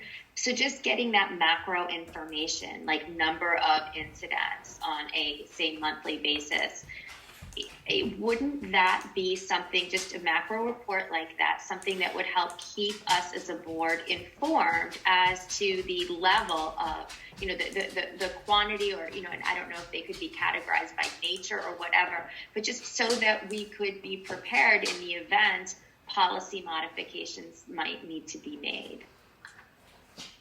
So, it's really hard for me to respond to that because I don't know how much of it's student specific. I don't know how much of it is unfounded. So, I don't know what value there would be in looking at things that are come back as being unfounded, I guess. So it really, is something, I guess, from a district perspective that you really have to come to an agreement on what information the board needs in that area. I can't really weigh in on it without knowing the things that are happening in the district, without knowing the things that you're hearing and the things that you're talking about. It really would be something that, would be a district discussion. So. Charlene, do you know of any other districts who do this kind of reporting, or do other districts do it? I mean, I don't get involved in that level of detail of what, what's happening in districts. Like, just as a rule of thumb, whenever I'm asked where boards should be involved and where they shouldn't be involved, it's typically that line is drawn at whether it's board, whether the board vote on it or not. Okay.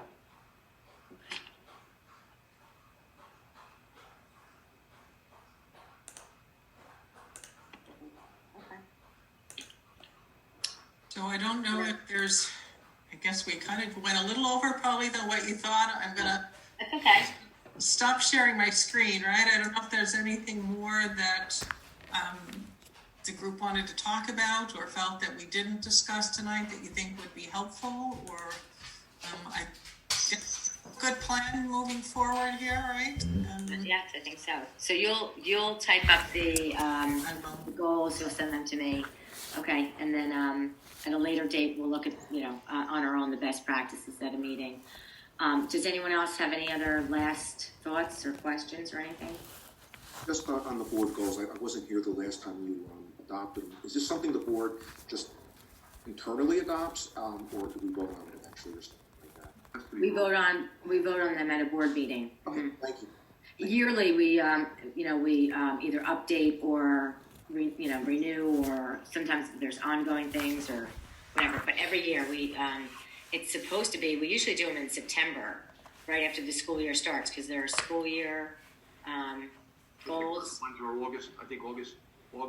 August. Okay, yeah, August. We're a little behind this year, so. Thank you. Mary, since we're all here, Yes. do we have a moment to just discuss, because I think it's at the forefront of everything going on with COVID right now, is the surrounding, Essex County numbers and schools closing and those choosing to close as of Monday. Some are going Monday to the beginning of December, then they're going to revisit it. Some of them are going straight through from Monday till Martin Luther King to get through all of the holidays, the Thanksgiving, the Hanukkah, the Christmas, the kids coming home from college, the families getting together. Do we have anything that we're looking at, or any numbers or any information that we need to be shared since we're all here together right now? You mean of like cases or something, or any anything that we're looking at with Damien, or I know Damien's here, anything that we know what's going on. I know Damien, you're always in contact, you network with all the superintendents. Have you heard anything what the surrounding districts are going to be doing? Yeah, so obviously we are keeping an eye on the cases, and they're obviously on a rise. And Essex County is one of the highest counties in the state of New Jersey right now. And I did send out communication to the community yesterday, letting them know that we are, going to continue to monitor the public health data.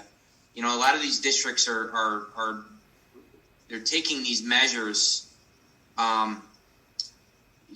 proactively, to try to mitigate the spread with the holidays coming and potential for travel and things like that.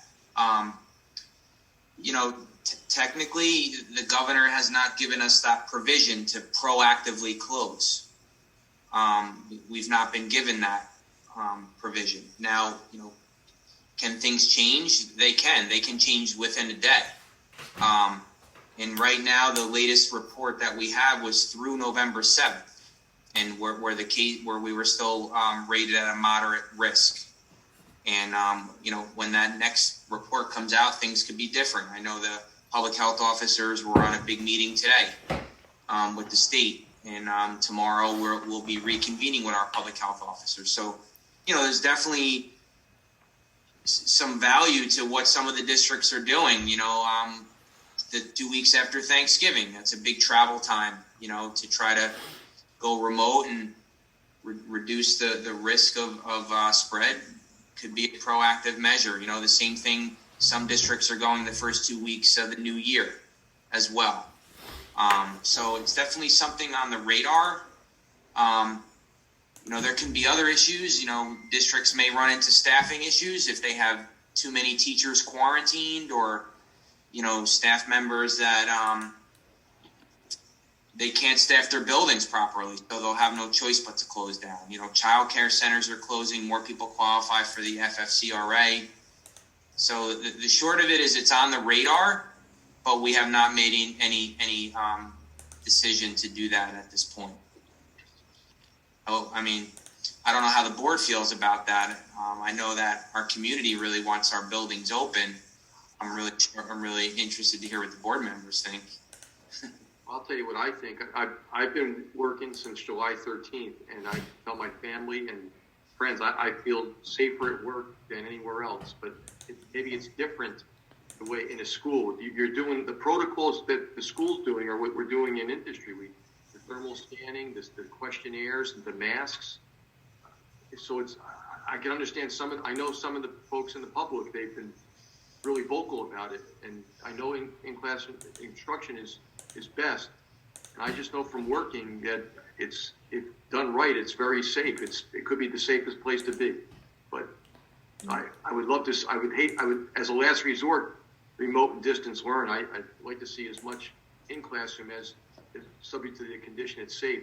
I think it's best for the students and the staff. I think it's safe. That's my opinion. I'm just going to tell you that I was just going to leave you while you guys finish this conversation. So. Thank you, Charlene. Thank you so much, Charlene. I'm sorry. Yeah. Good night, everyone. No, that's okay. Really appreciate all your help. Have a good night, everyone. Thank you. You too. Happy Thanksgiving. Happy Thanksgiving, yes.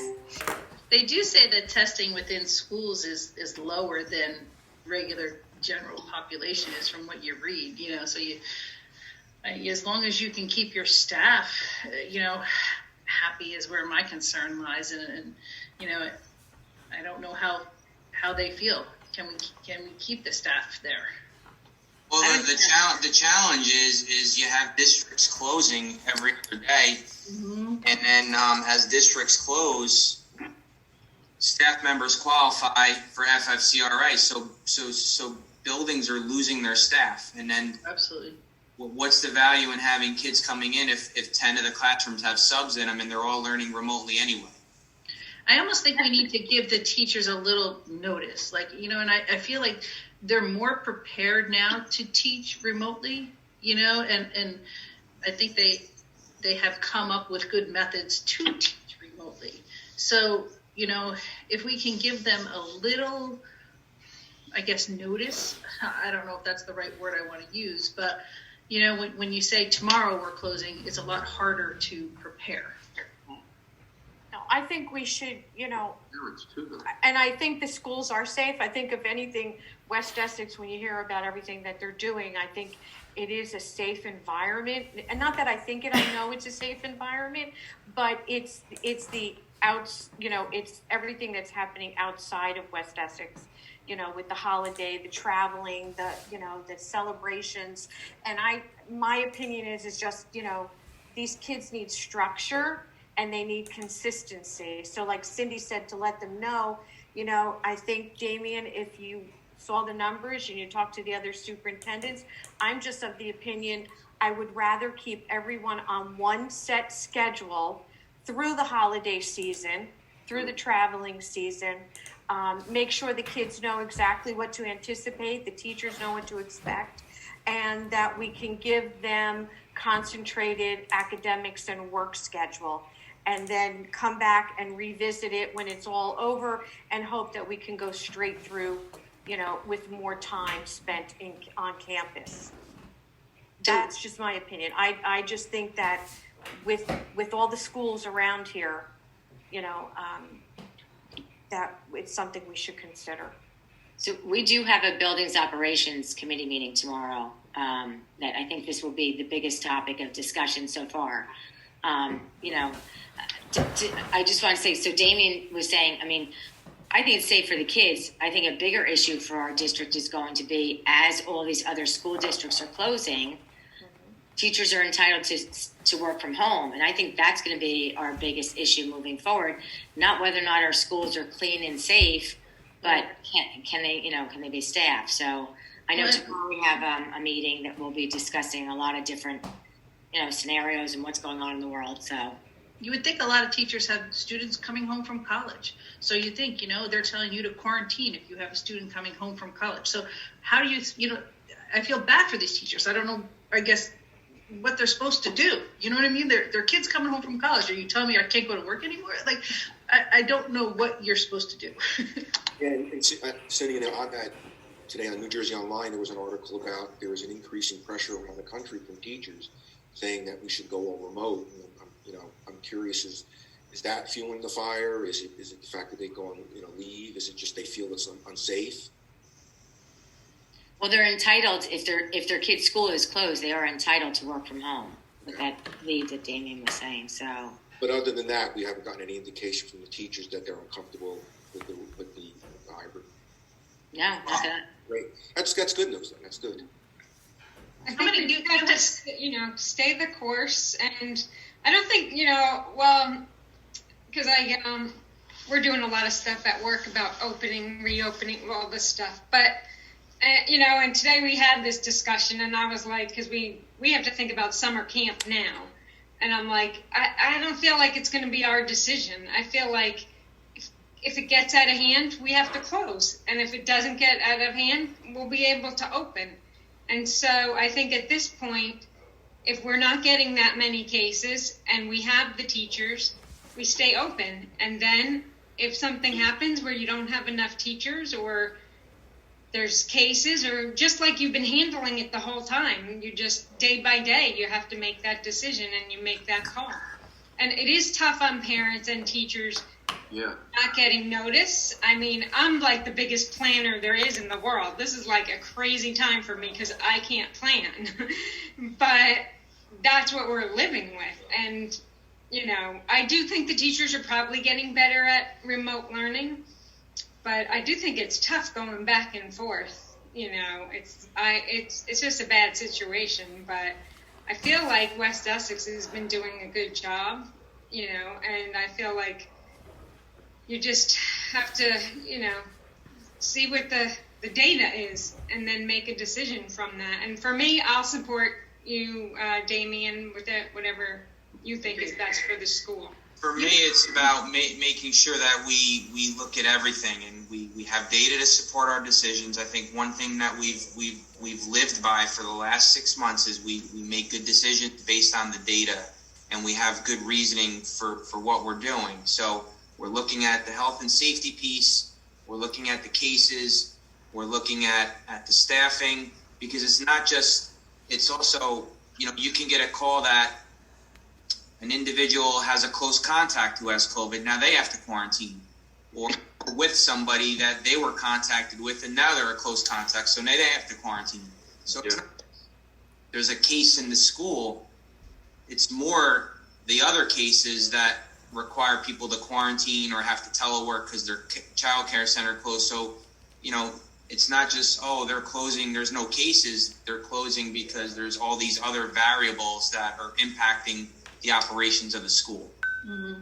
And it becomes a every day you're just literally COVID management all day. Ugh. As you can go remote and you can really just focus on instruction all day. Right. So that's where the big decisions have to come. But this is a big week. We have a lot of decisions to make. We have a lot of conversations. We're meeting with the public health department tomorrow. I met with all 4 sending districts today, with their superintendents, and everybody has very different needs. When you have a high school, it's a lot of different variables with a high school. So. Right, we're at a pivotal point right now with the holidays approaching. So, like you said, you got to follow the data and see where it takes us, and look at everything, not just the data, just the overall picture. And the committees have been great. We have the medical committee, we have the building operations committee, we have the distance learning committee, and now they're kind of all coming together right now. So. Right. Okay. Well, good luck, Damien. I wish you a lot on your shoulders, and I just wish you a lot of luck. Well, it's good to know that you guys will support whatever the decisions are, because just know that the decisions that we make, they're well thought out. We're not just reacting. We're just trust me that we really will look at all of the different variables and have, consulted with everybody that we need to. When we do make the decision, it's well thought out. I really believe you completely, and I really took that away in the summer that the public believed that too. They saw how thorough the whole planning process with the committees and the, I'm going to say Plan A, B, C, and I believe that. I think we had, the public was supportive. Some things came up surprising and delaying the opening perhaps sometimes, but you can't control that. But I think I agree. I support you completely. I agree. I mean, you've done a lot of planning. Sorry. I mean, from the beginning, from the summer, I mean, we've come up with, I know people were thinking that we didn't have a plan in place. When we did, it just wasn't, when we were ready to roll it out because it still needed some fine tuning. But I mean, I think that we've been very diligent in all of our decisions.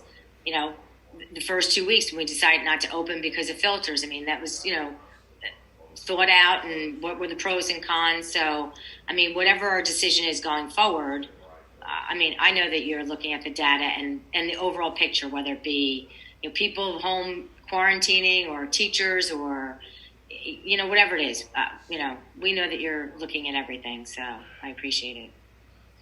Many of you are on these committees, so you see the work we're doing. You see the people that are involved in the decision making. You see the experts that we have that we lean on for their advice and their guidance. So, you wanted to say something. Oh, sorry. Go ahead. I just a clarification. And I'm sorry, we have so many task committees at this point. Is the building ops committee or task force the same as the facilities? No. Or those are two different ones? Correct. Physical plant management is separate. Yeah. Okay. The building was integral in creating the hybrid model. The building is involved with the bell schedules, and they would have impact on if we wanted to consider going remote. We would let that committee weigh in. But developing the actual cohorts and that whole phasing, that was all building operations. Building ops. Okay. Facilities was different, setting up. The actual physical plant, building. Yeah, facilities was involved with all the PPE and the social distancing in the classrooms and the temperature scanners and the physical building. Okay, thanks. Okay, does anybody else have anything else before we close out? I just did want to say one other thing, and I feel like I've been doing a lot of talking tonight. I'm sorry. Tony, since it is late, your the 12-month calendar, you'll go over it with us. I mean, everyone's gotten a copy of it. If anyone has any questions about it, you can email Tony, and then you'll report out on it next month? Yes, Okay. yes. Or next meeting, I should say. Okay, sorry to delay that. I might, since we didn't discuss it tonight, I could even, there were only 2 items that were not complete, but as of